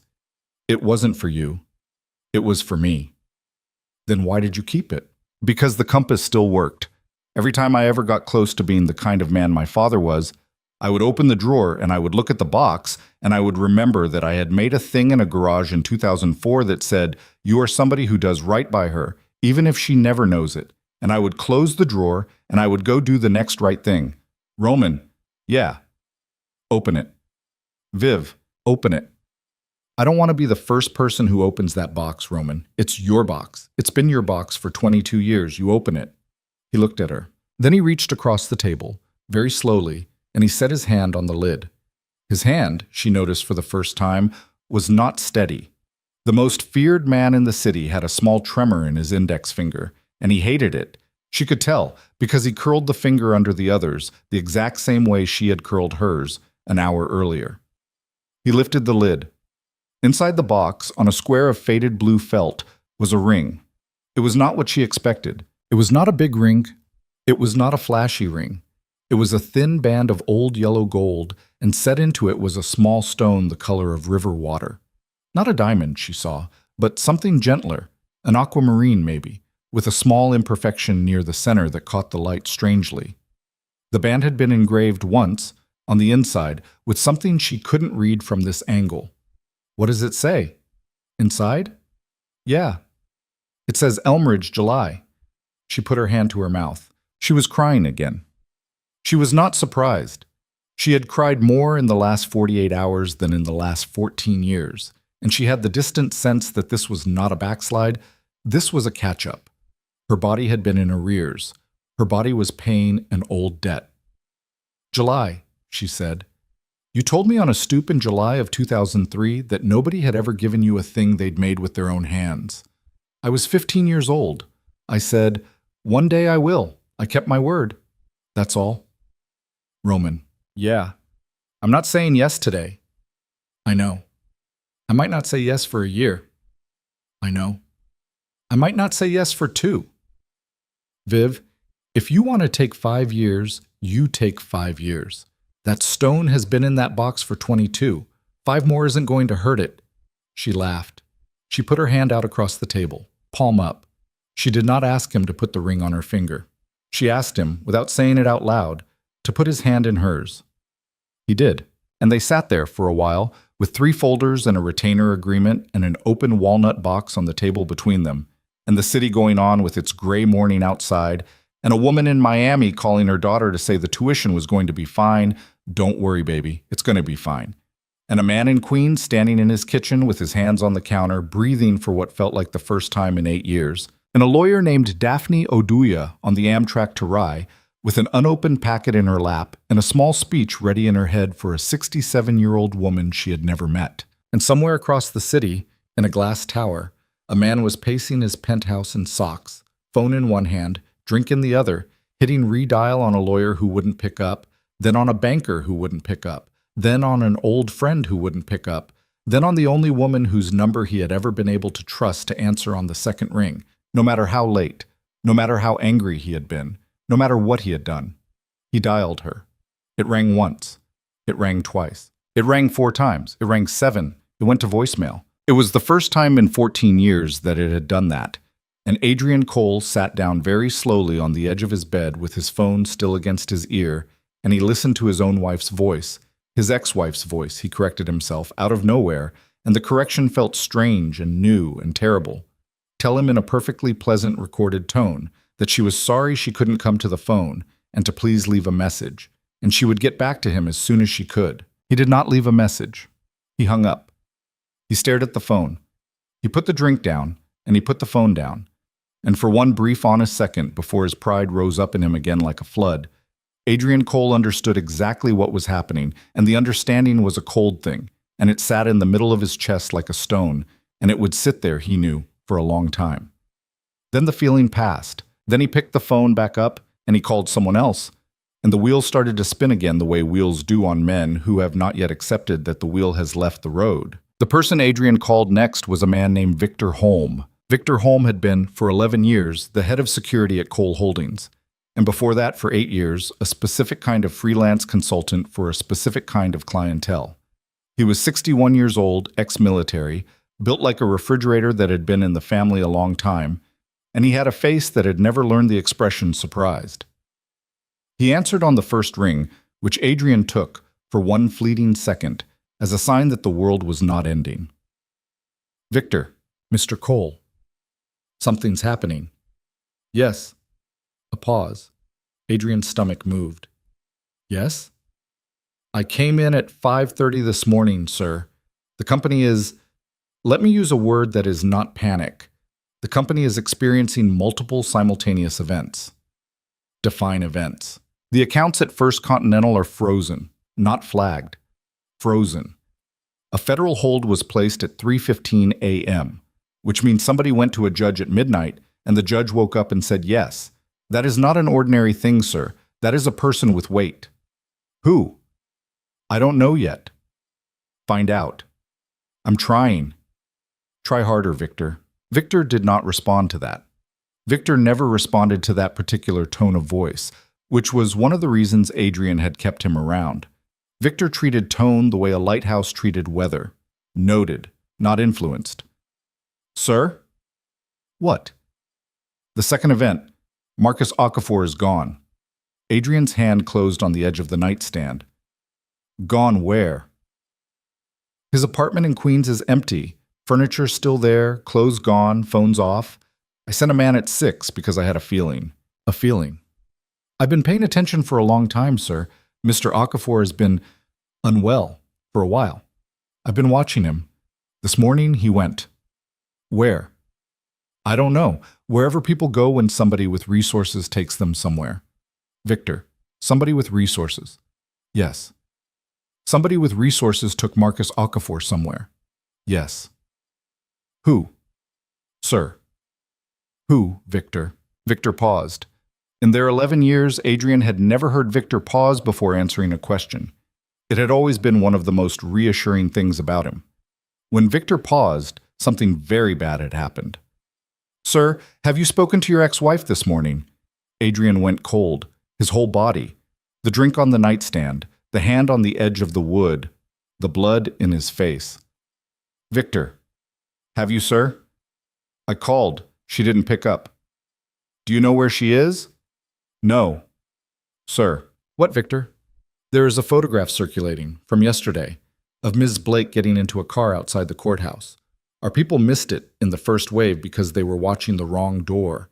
I saw it an hour ago. I have been trying to decide how to tell you. Whose car, Victor? Another pause. Longer. Roman Vexley's.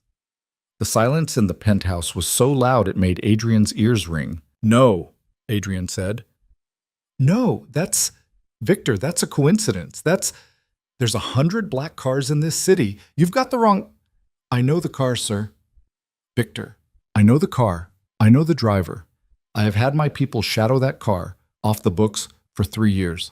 The plates are temporary, which is what they always are, because he changes them every 60 days. The driver is a man named Elias Boone, who did 2 tours and now works for exactly 1 employer.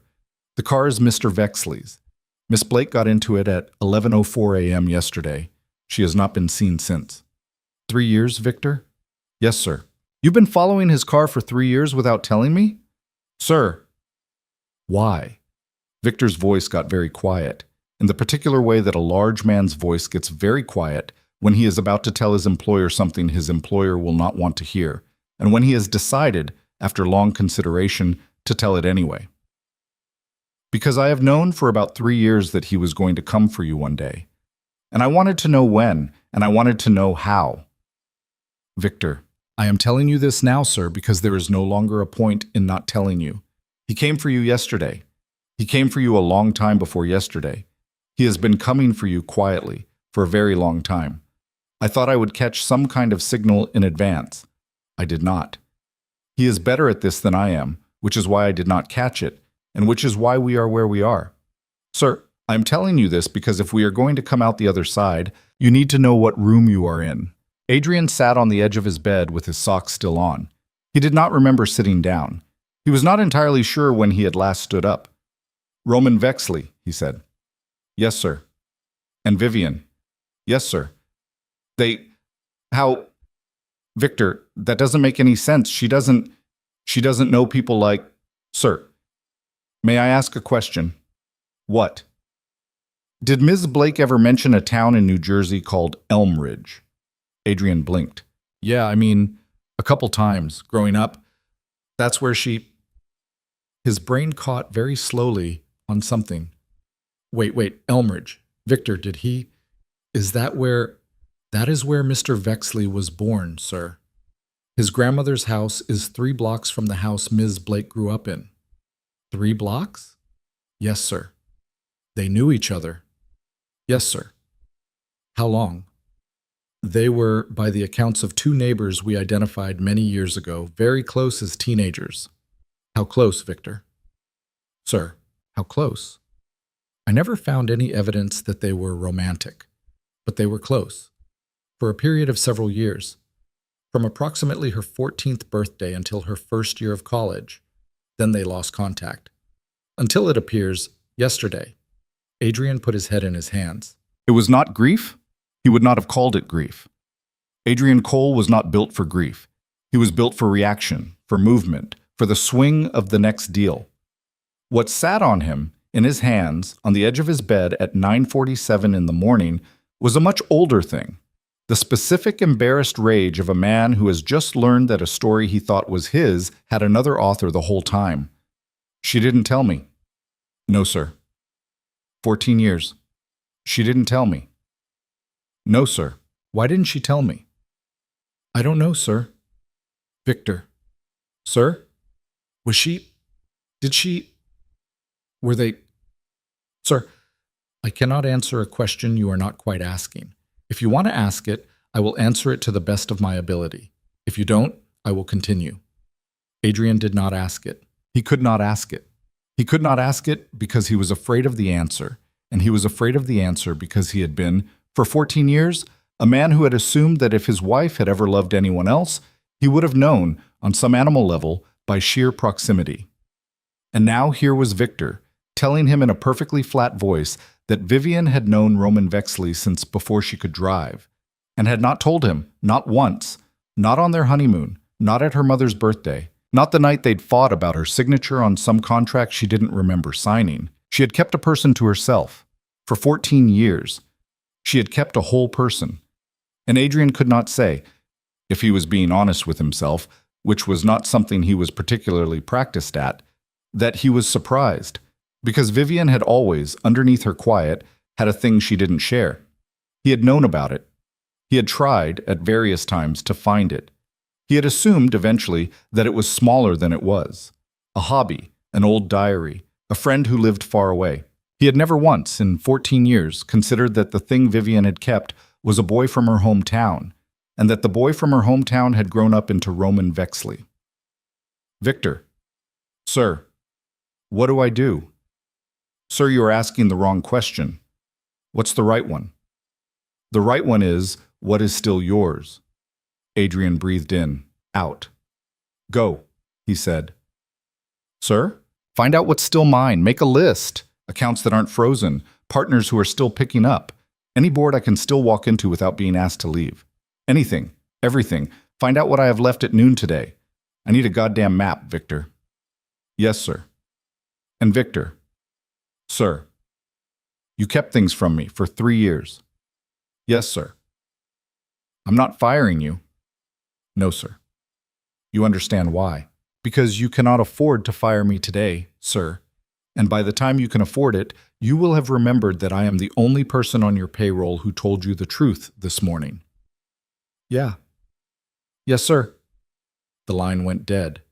Adrian sat on the bed and did not move. He was still sitting there when his phone rang again. It was not a number he recognized. He let it ring twice. Then he answered it, because on a morning like this you answered unknown numbers in case one of them turned out to be someone who would still help you. Hello? Mr. Cole, a woman's voice, calm, professional, middle-aged. This is Adrian Cole, yes. Who is this? My name is Daphne Oduya. I'm an attorney at Oduya, Birnbaum and Vance.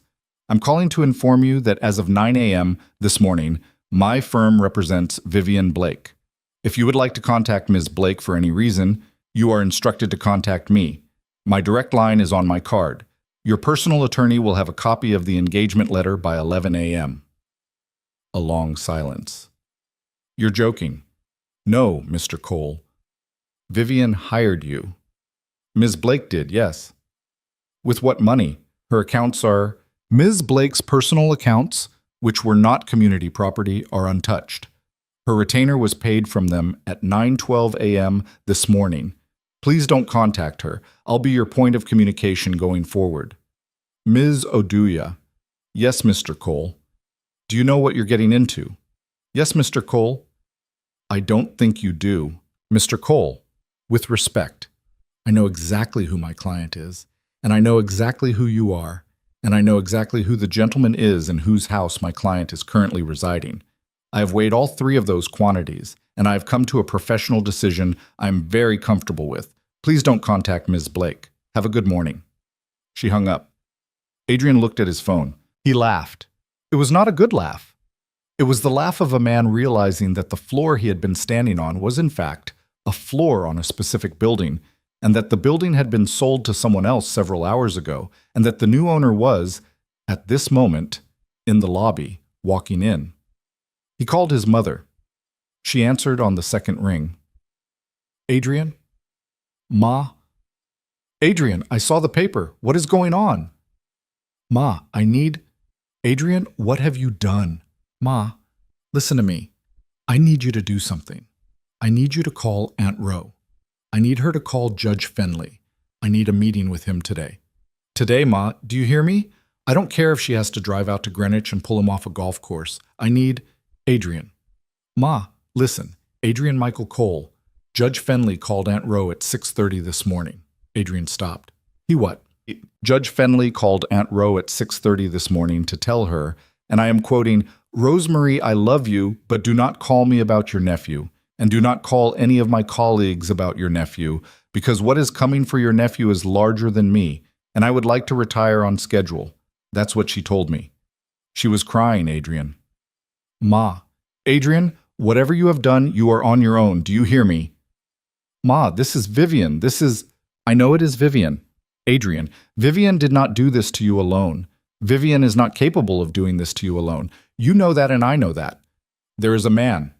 Who is the man? He swallowed. Roman Vexley. There was a silence on the line. Oh, Adrian. Ma. Oh, you foolish, foolish boy. Ma. You know who Roman Vexley is. Ma. I know who he is. I'm not a... Then you know who she is now. Ma, she's not with him. She just... Adrian, listen to yourself. You're telling your mother that your ex-wife of 2 days, who you spent 14 years treating like a piece of furniture that occasionally made you look good at dinner, is not with Roman Vexley, who sent a car to the courthouse for her.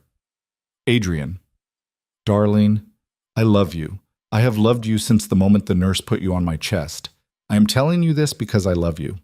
You are in serious, serious trouble, and I cannot help you, because the people who could help you are afraid of him, and the people who are not afraid of him are afraid of the Bureau, and the Bureau is, I suspect, about to have a very interesting few weeks because of you. I am going to hang up.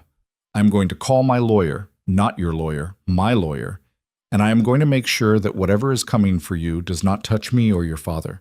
I am sorry. I am so sorry, Adrian. I will come see you when you are settled somewhere. Is he altai?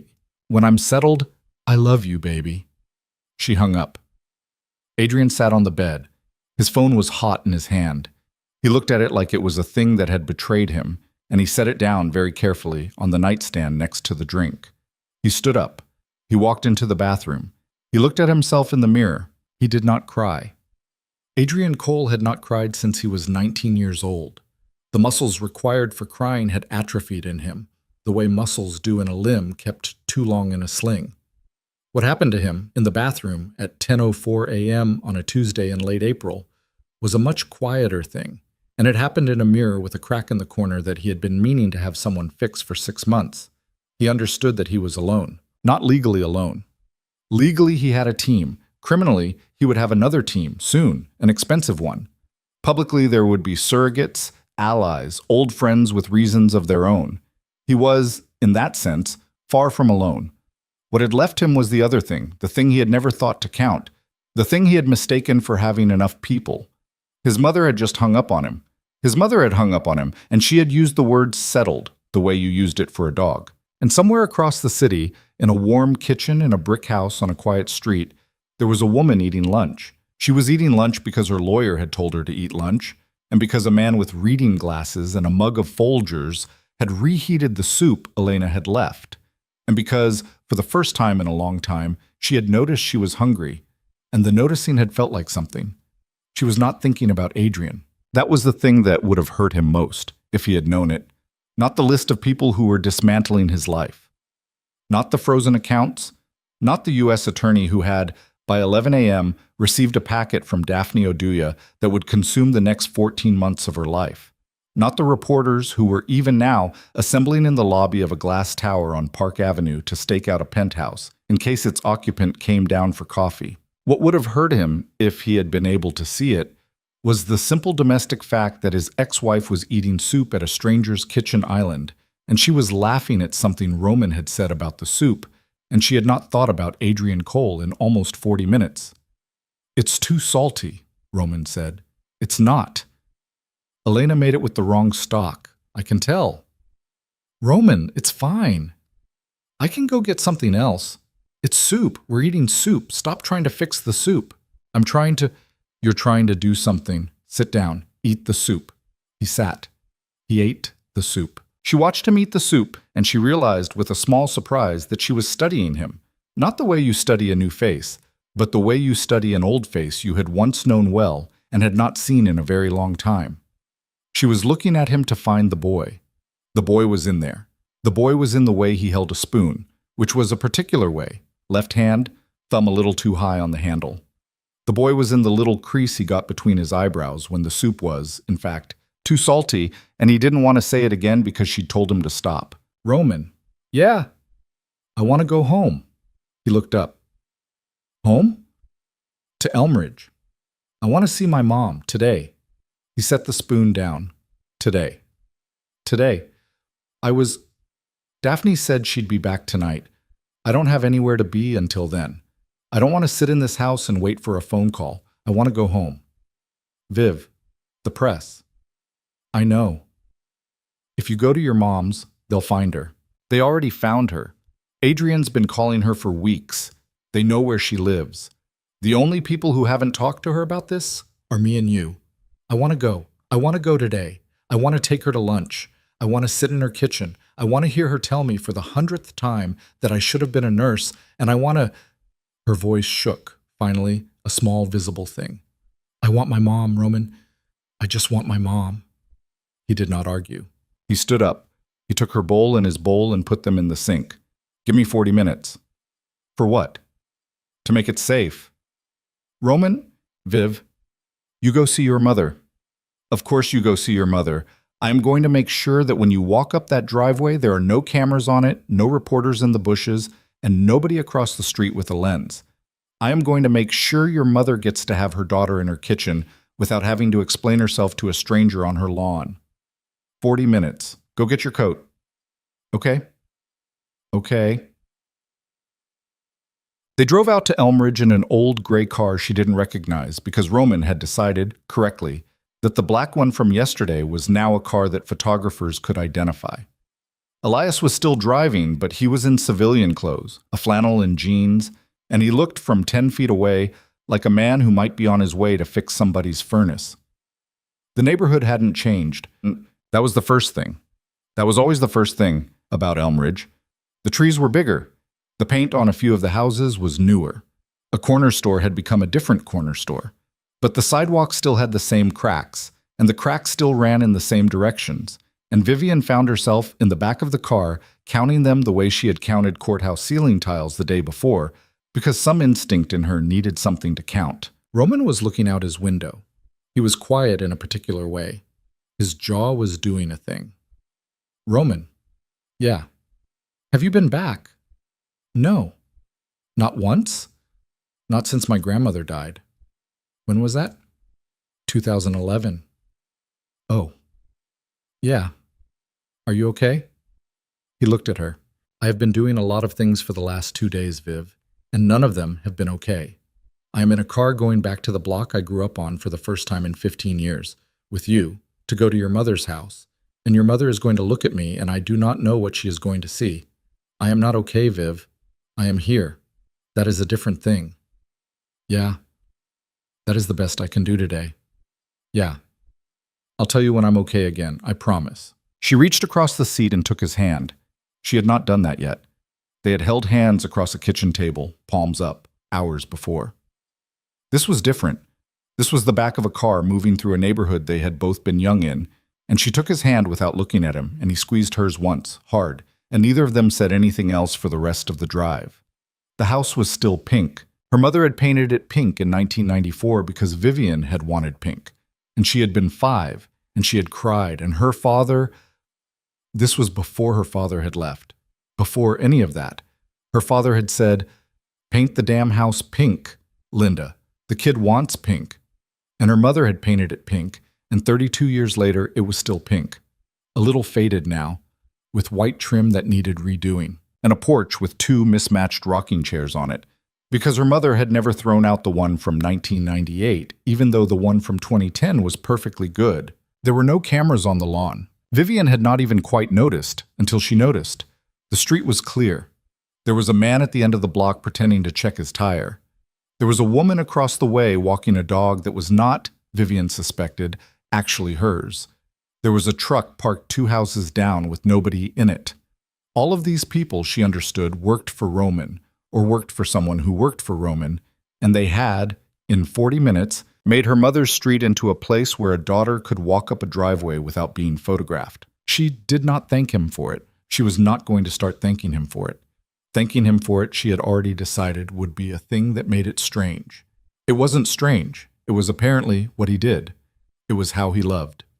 She got out of the car. She walked up the driveway. The door opened before she got to the porch. Her mother was standing there in a cardigan she had owned since approximately 2006, with her reading glasses on her head like she did when she'd forgotten where they were, and she didn't say anything for a long second. She just looked at her daughter, and her face did a thing that Vivian had not seen since she was 9 years old and had come home from a school trip, a thing that was relief and love and a small breaking apart. "Baby," her mother said, and Vivian walked up the porch and into her mother's arms, and she cried finally, the way she had not let herself cry in the walnut box house or on the kitchen floor or even on the phone at dawn. She cried the way a 37-year-old woman cries into her mother's shoulder on a porch in New Jersey when she has finally come home. And her mother cried too, and for a long minute nobody said anything at all. And Roman stayed on the sidewalk with his hands in his pockets and did not come up the driveway because he understood that he did not yet belong in that embrace. Her mother saw him over Vivian's shoulder. Her mother's arms tightened around her daughter. "Roman Vexley," her mother said to the man on the sidewalk. "Mrs. Blake," he said, "you come up here." "Ma'am?" "Roman, you come up here right now." He came up. He stopped on the second step, which was a thing Vivian noticed. He did not come all the way up. He stopped on the second step like a boy who was not sure he was invited the rest of the way. Her mother let go of her with one arm. She kept the other one around Vivian. She looked at Roman. She looked at him for a long time. "You made her sandwiches," her mother said. "Yes, ma'am." She never knew. "No, ma'am." "You waited a long time." "Yes, ma'am." "And you did not break her." "No, ma'am." "Good." Her mother reached out with the free arm, and she touched his face. Not a hug, just a hand, her palm to his cheek, the way a woman who had known him as a boy might touch a man she had not seen in a while, to confirm that the boy was still in there, under all the rest. "Come in the house, Roman," her mother said. "The coffee's on. It's Folgers. I know that's the brand you like." Roman didn't say anything. He couldn't. Vivian could see it in his throat.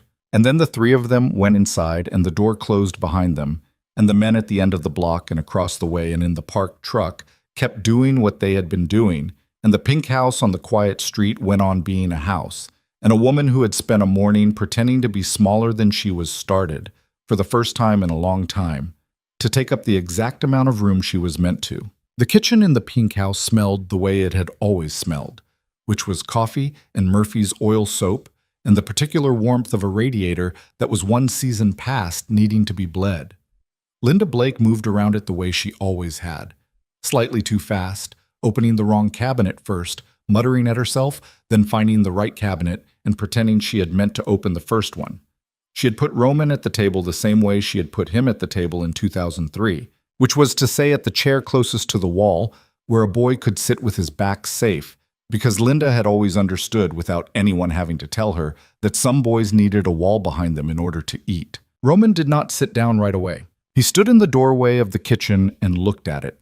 His eyes went to the radiator, to the window above the sink where a glass bird in a suncatcher had been hanging since, Vivian knew, 1998. To the refrigerator, where a Polaroid of a 9-year-old Vivian in a school play was still stuck under a magnet shaped like a tomato. He looked at all of it slowly, and Vivian watched him look, and she understood that he was doing something like inventory, confirming that the world he had carried in his head for 22 years was, in most of its important details, still where he had left it. "You okay?" Vivian said. "Yeah," he said. "You sure?" "Your mom's suncatcher's still up." "I know. It used to catch the light on the wall at about 3 in the afternoon. There was a spot on the wallpaper." "Roman." "I'm fine, Viv. I'm looking at a wall." "Sit down, Roman, for heaven's sake," Linda said, without turning around. "You're making me nervous." He sat down. Linda poured 3 mugs. She set one in front of Roman without asking how he took it, which told Vivian that Linda had remembered a thing from 22 years ago. That Roman had always taken his coffee black because his grandmother had run out of sugar in 1999 and never really started buying it again. He had grown into the preference. He drank it black now by choice. But in 1999, he had drunk it black because that was what his grandmother could afford, and Linda Blake had known that. And Linda Blake had remembered. She set a plate of cookies between them. They were Lorna Doones. Roman laughed. It was the first real laugh Vivian had heard out of him in 2 days, and it was surprised out of him, and it was a boy's laugh, and it startled Linda, who turned around with a dish towel in her hand. "What?" "Nothing, Mrs. Blake." "What?" "You still buy Lorna Doones?" "Well, of course I do. You liked them." He covered his face with his hand for 1 second, just one. Then he put the hand down and picked up a cookie and ate it, and Linda watched him eat it. And Vivian understood, sitting between her mother and this man at the chipped kitchen table, that she was witnessing something that had needed to happen for a very long time, and that no one had been able to make happen until today. "Mrs. Blake," Roman said. "Linda, please. You're a grown man." "Linda." "Yes." "I owe you a thank you." "No, you don't." "Linda." "Roman, no, you don't. You sat at this table when you were 15 years old, and you were skinny as a rail, and you had bruises nobody talked about, and I fed you a sandwich and a glass of juice, and I didn't do it because I was a saint. I did it because you were a child in my kitchen, and if I had a child in my kitchen and I didn't feed him, what kind of woman would I be? So, no, you do not owe me a thank you.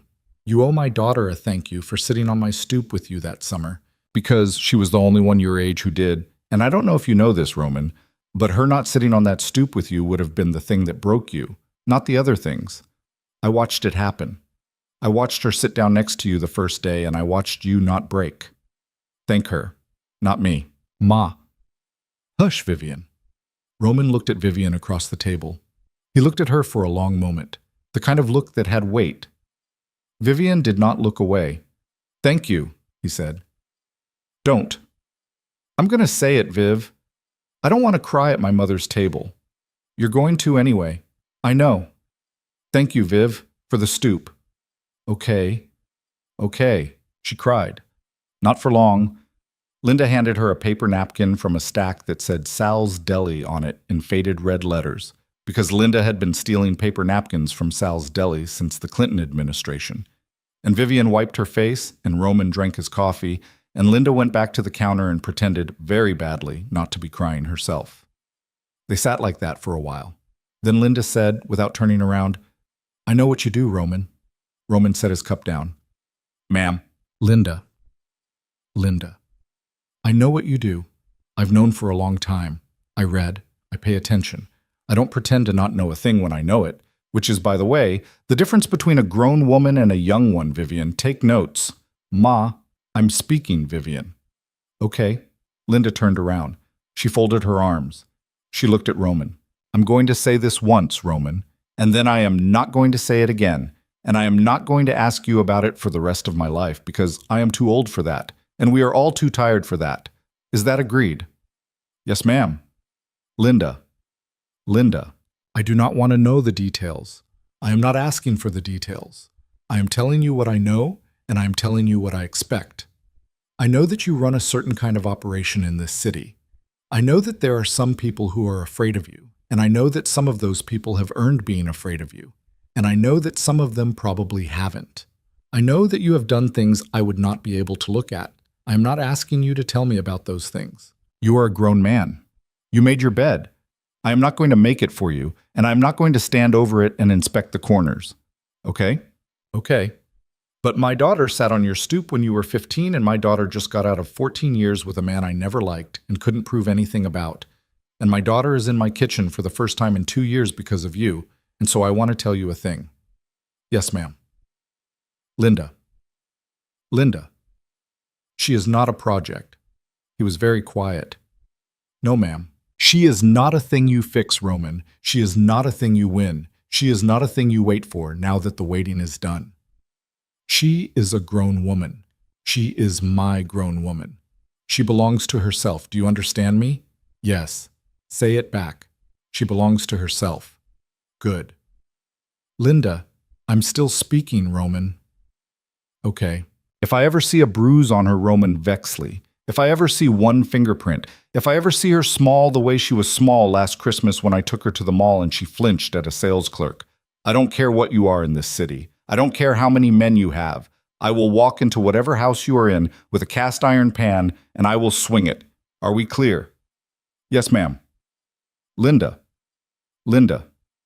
Good. Roman let out a breath he had, Vivian thought, been holding for approximately 22 years. Thank you, he said. For what? For that. Oh, stop. Linda, thank you. Nobody's ever... Thank you. Well, Linda turned back to the sink. Somebody should have. Vivian looked at her mother's back and felt something she did not quite have the language for.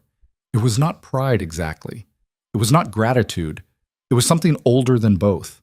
It was the recognition that her mother, who had worked double shifts and drunk too much wine in 1997 and had not, historically, been a woman who said the right thing at the right moment, had walked into this particular moment and said exactly the right thing at exactly the right weight, in a voice that neither begged nor threatened, and had simply told a man who could destroy a city with a phone call that if he harmed her daughter, she would hit him with a frying pan. Linda had always had it in her.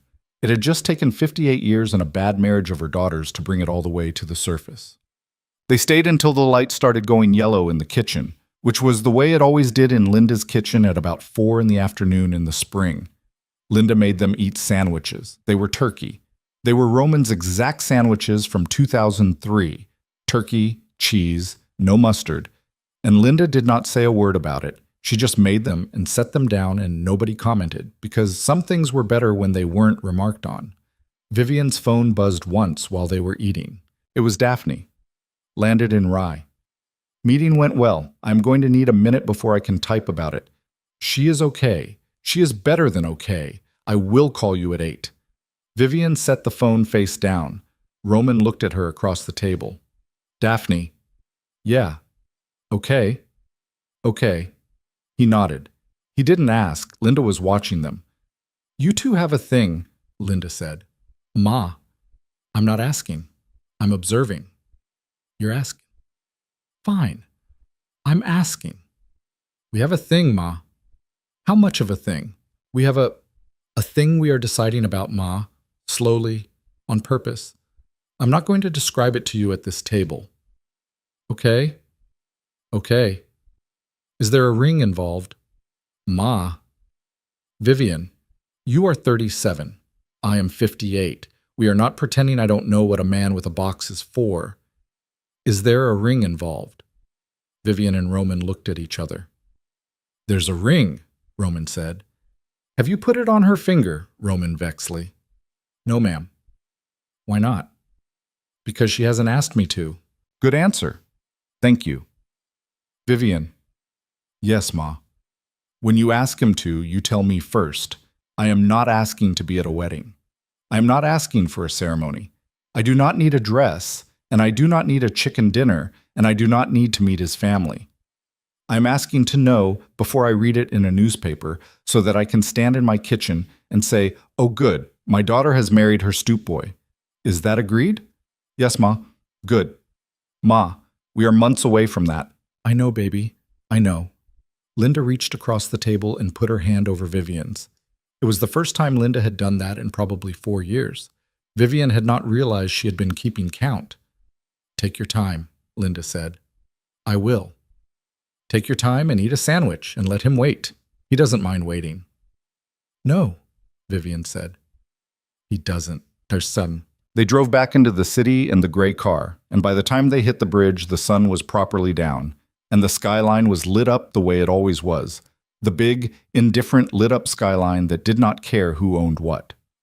Adrian Cole was arrested at 8:47 that evening. Not dramatically. Not with helicopters and floodlights and 100 reporters on a lawn. Daphne had been clear about this with the U.S. Attorney's Office. The indictment was going to be quiet. The arrest was going to be quiet. The headlines were going to be loud. They were going to be loud for months. But the arrest itself was going to be a Tuesday night thing, executed by 2 polite agents in off-the-rack suits who knocked on the penthouse door and waited, patiently, for Adrian to answer it in his socks. He did answer it. He had been sitting on the couch for 3 hours staring at a television he had not actually been watching. When he opened the door, one of the agents said his name, and he nodded, and the agent read him the list of charges, and it was a long list. Conspiracy to commit securities fraud, wire fraud, multiple counts, bank fraud, identity theft, 13 counts, 1 for each forged signature on each forged company. And at the end of the list, because Marcus Okafor had finally slept and had then, in a room in a hotel in a city the Cole people could not find, told a federal prosecutor every single thing he had been carrying for 8 years. Conspiracy to commit murder in the second degree of Eugene Whitford on or about the 22nd of September, 2017. Adrian did not fight. That was the thing that would, later, confuse everyone who had ever met him. Adrian Cole, who had fought about every valet parking charge he had ever been handed, did not fight on the night he was arrested. He listened to the list. He let the agent finish. He said, "Okay." He put his shoes on. He picked up his phone, and then he set it back down because there was no one left to call.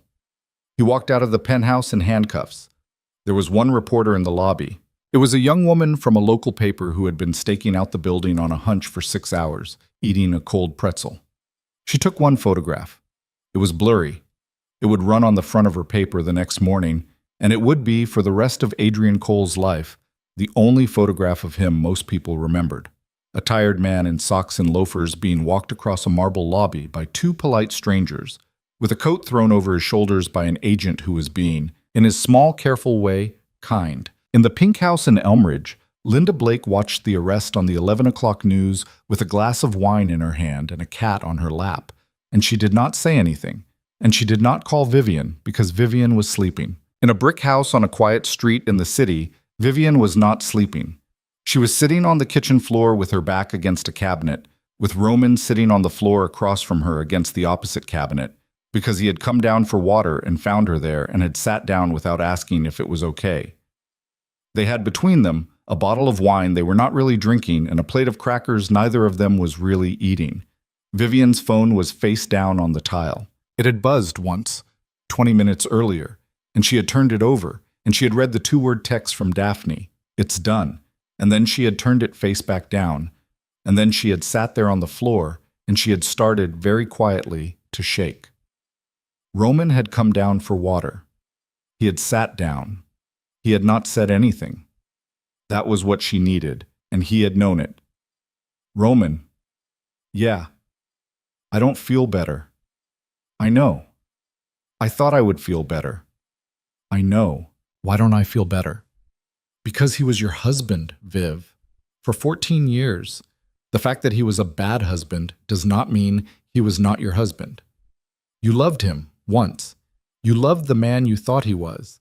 And when that man turns out to be what he was, you don't get to skip the grief for the man you thought you had. You still loved him. That man never existed. You still loved him. That's a real thing to grieve." "I don't want to grieve him, Roman. I know. I don't want him to get one more minute of my..."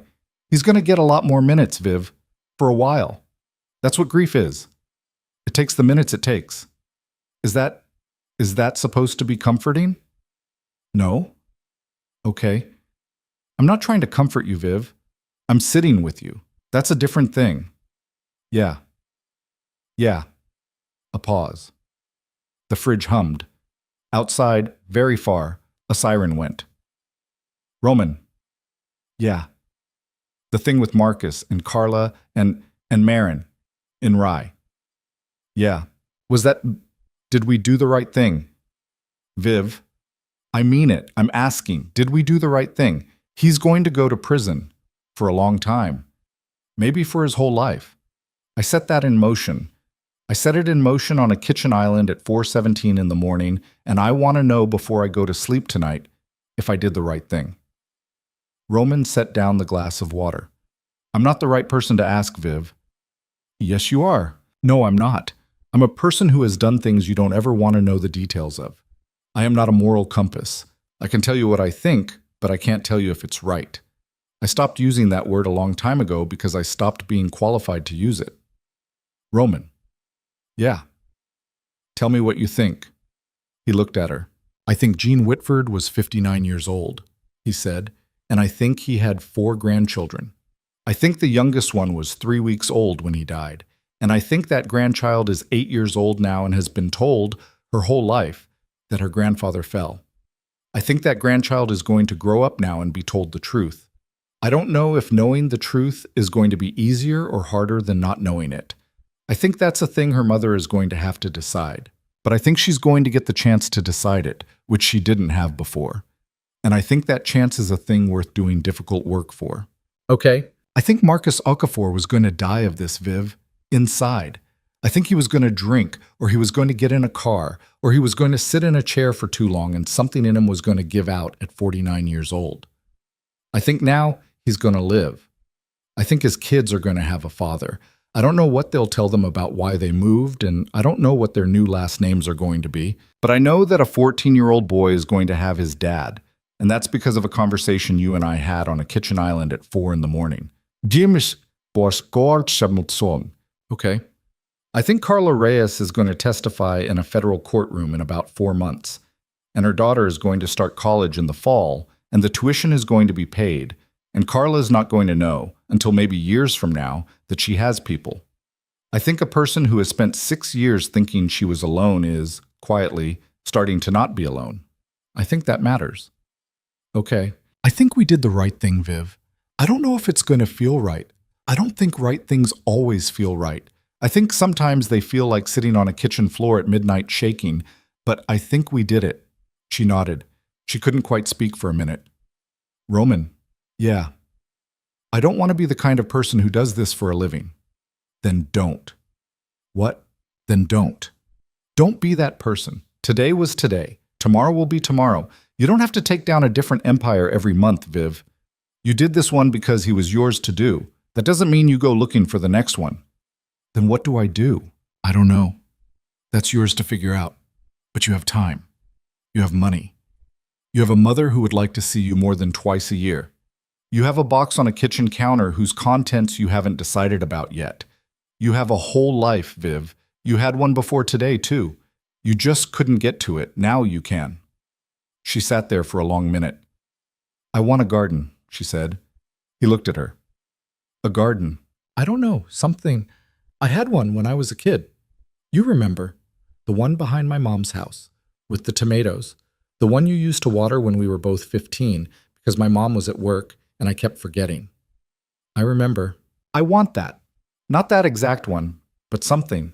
Something small. A thing I grow. I have not, Roman, in 14 years, I have not grown a single thing. I have not planted one. I have not, the house was always professionally landscaped. I wasn't allowed to touch it. I literally wasn't allowed to touch it. There was a schedule. Okay. Is that stupid? No. It's stupid, isn't it? Viv, you just helped put a man in federal prison, and what you want to do tomorrow is plant a tomato. That is not stupid. That is possibly the sanest thing you have said in 48 hours. Okay? Okay. Roman. Yeah. Can I have a dog? He laughed. For real. A short, real laugh. In the kitchen, on the floor, at midnight. You can have a dog, Viv. A big one. A big one. A slow one. I don't want a fast one. I want one of those big slow dogs that lies in the sun and is a little bit dumb. Okay. Maybe 2. Viv. What? You can have 2 dogs. Okay, okay. They sat on the floor for a while longer, with the wine they weren't drinking and the crackers they weren't eating, and the fridge hummed and the city outside did its thing, and the world was not fixed. It would not be fixed. Not really. Ever. Vivian understood this with a flat clarity she had not had the day before. But it was turned now, on a different axis. The axis it was supposed to have been on the whole time.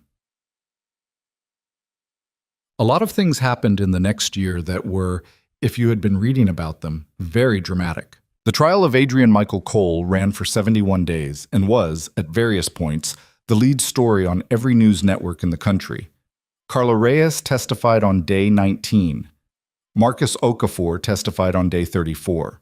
Dr. Ruth Ann Pell testified on day 41 and turned out to be a small woman from Boston with excellent posture who used the word indisputable 7 times in a way that the jury, afterward, said they had found very calming. Maren Whitford did not testify. The prosecution had not asked her to. They had not had to. Her letters, read into the record, had done the thing letters do. Adrian was convicted on all counts. The murder charge stuck. He was sentenced to 41 years in federal prison. He was 52 years old. He would be, if he lived, 93 when he came out. He did not speak in court. His mother did not come. His mother had, by then, moved to a smaller house in Connecticut and had, people said, a new social circle, and did not discuss her son at parties. Vivian did not attend the sentencing. That surprised people. There was an expectation. The kind of expectation reporters had, which was always wrong about specific people, because reporters were always generalizing from the general to the specific, that Vivian Blake would be in the courtroom on sentencing day, that she would give a statement, that she would look her ex-husband in the face and say a thing. She was not in the courtroom. She was in a greenhouse in New Jersey. She had bought the greenhouse 3 months before. It was a medium-sized one, attached to a medium-sized house, which she had bought with her own money. Not Adrian's, not Roman's. And she had spent that winter learning how to make things grow in a place where it was cold outside. She had killed a lot of seedlings. She had been very bad at it for a long time. She was, by the spring, getting better. The day Adrian was sentenced, she was potting tomatoes. She had decided with Daphne that she was not going to watch the news that day. She was not going to check her phone. She was going to put on gloves that were slightly too big for her because the first pair she had bought had been too small and she had refused to go back and exchange them out of a kind of stubborn embarrassment. And she was going to pot tomatoes in a greenhouse in New Jersey, which was about 20 minutes from the pink house where her mother was, at that exact moment, making her own lunch. Roman was there. He had come out for the day because she had asked him to. He was wearing an old flannel that he claimed was from 2003, and that Vivian suspected was, in fact, a perfectly recent flannel he had scuffed up on purpose. He was, badly, helping. "You're doing it wrong, Roman. I'm doing it the way you told me to. I told you to do it gently. That's not gentle." "Viv, I am being gentle. Your thumb is on its neck." "It doesn't have a neck, Viv. It's a tomato." "It has a stem, Roman. And you have your thumb on its stem, and you are pressing, and that's not gentle, that's... Give it to me." She took it, she potted it, she did it the way she did everything now, which was the slow, deliberate, faintly amused way of a woman who had, after a very long time, stopped being in a hurry. Roman watched her do it. "Viv, yeah, I want to say something. Okay? It's not a proposal. Okay? It is a thing related to a proposal." "Roman, Viv, I know. I'm adjacent. I am in the neighborhood of the thing. I am telling you now because I don't want to do it on a day when there's news. I don't want you to look back on a thing and remember it was the day of a verdict. I want it to be on a Tuesday in April, in a greenhouse with your hands in dirt." "Roman, I have had that ring in that box for 23 years now. I'm not in a hurry. I want you to know that. I'm not in a hurry. I will be in no hurry for another 23, but I want to ask a thing." She set the tomato down. She took off the 2 big gloves. She sat on the upside-down plastic bucket she kept in the greenhouse for when her back got tired. "Ask, Roman." "Will you? One day. One day, Viv, whenever you want. I am not attaching a date. Will you put that ring on and come with me to Elmridge, to the courthouse? and sign a piece of paper. Just a piece of paper. No big thing. No party. No press. Just you and me and your mother and maybe Daphne and a clerk and a paper. That's all. I want the paper, Viv. I don't need the rest, but I want the paper. She looked at him for a long moment. Roman. Yeah. Yes. Yes. Yes. You mean yes, one day? Or you mean, I mean yes, Roman. I want the paper too. I want the paper at the Elmridge courthouse, and I want my mother to be there in the cardigan from 2006, and I want Daphne to have her battered portfolio, and I want the clerk to be bored, and I want the whole thing to take 40 minutes, and I want to come home afterwards and pot tomatoes. Viv, I want to do it in June. Viv, shh. June, Roman. Is that too soon? No. Is it too soon for you? No. I thought you might want to wait. I have been waiting, Viv. I know. He sat down on the concrete floor of the greenhouse because there was nowhere else to sit, and his legs had, for 1 second, declined to continue holding him up. He was 40 years old, and he was sitting on a concrete floor in a greenhouse in New Jersey in a flannel, and his face was doing a thing, and Vivian got off the bucket and sat down next to him on the concrete floor and took his hand. Roman. Yeah. It's okay. I know. You can take a minute. I know. Take a minute, Roman. He took a minute. They sat on the concrete floor of the greenhouse for probably 10 minutes. Nobody interrupted. Nobody would have dared. The men at the gate knew better. The dogs. She had ended up with 2. A very large old yellow one named Charlie and a smaller one of indeterminate breed named Sandwich, because Roman had named her on the day they'd picked her up out of a shelter and the name had stuck. Were asleep in the sun on the other side of the greenhouse glass, and they did not care what the humans were doing, and they would not have cared if the humans had told them. After 10 minutes, Roman said, Viv? Yeah. I need you to know something. Okay. I do not know how to be a husband. Roman. I don't, Viv. I am telling you. I have been a lot of things. I have not been that. I am going to do it badly. I am going to mess it up. In ways you are going to have to tell me about. I need you to tell me when I do. I need you to tell me plainly and quickly because I am not going to figure it out on my own. My father was a bad one. My grandfather was a bad one. I come from a line of bad ones. I am going to try. I'm going to try the way I have never tried anything. But I'm telling you before the paper. I am not good at this. You need to know. She leaned her head against his shoulder. Roman. Yeah. Me either. What? I wasn't a good wife, Roman.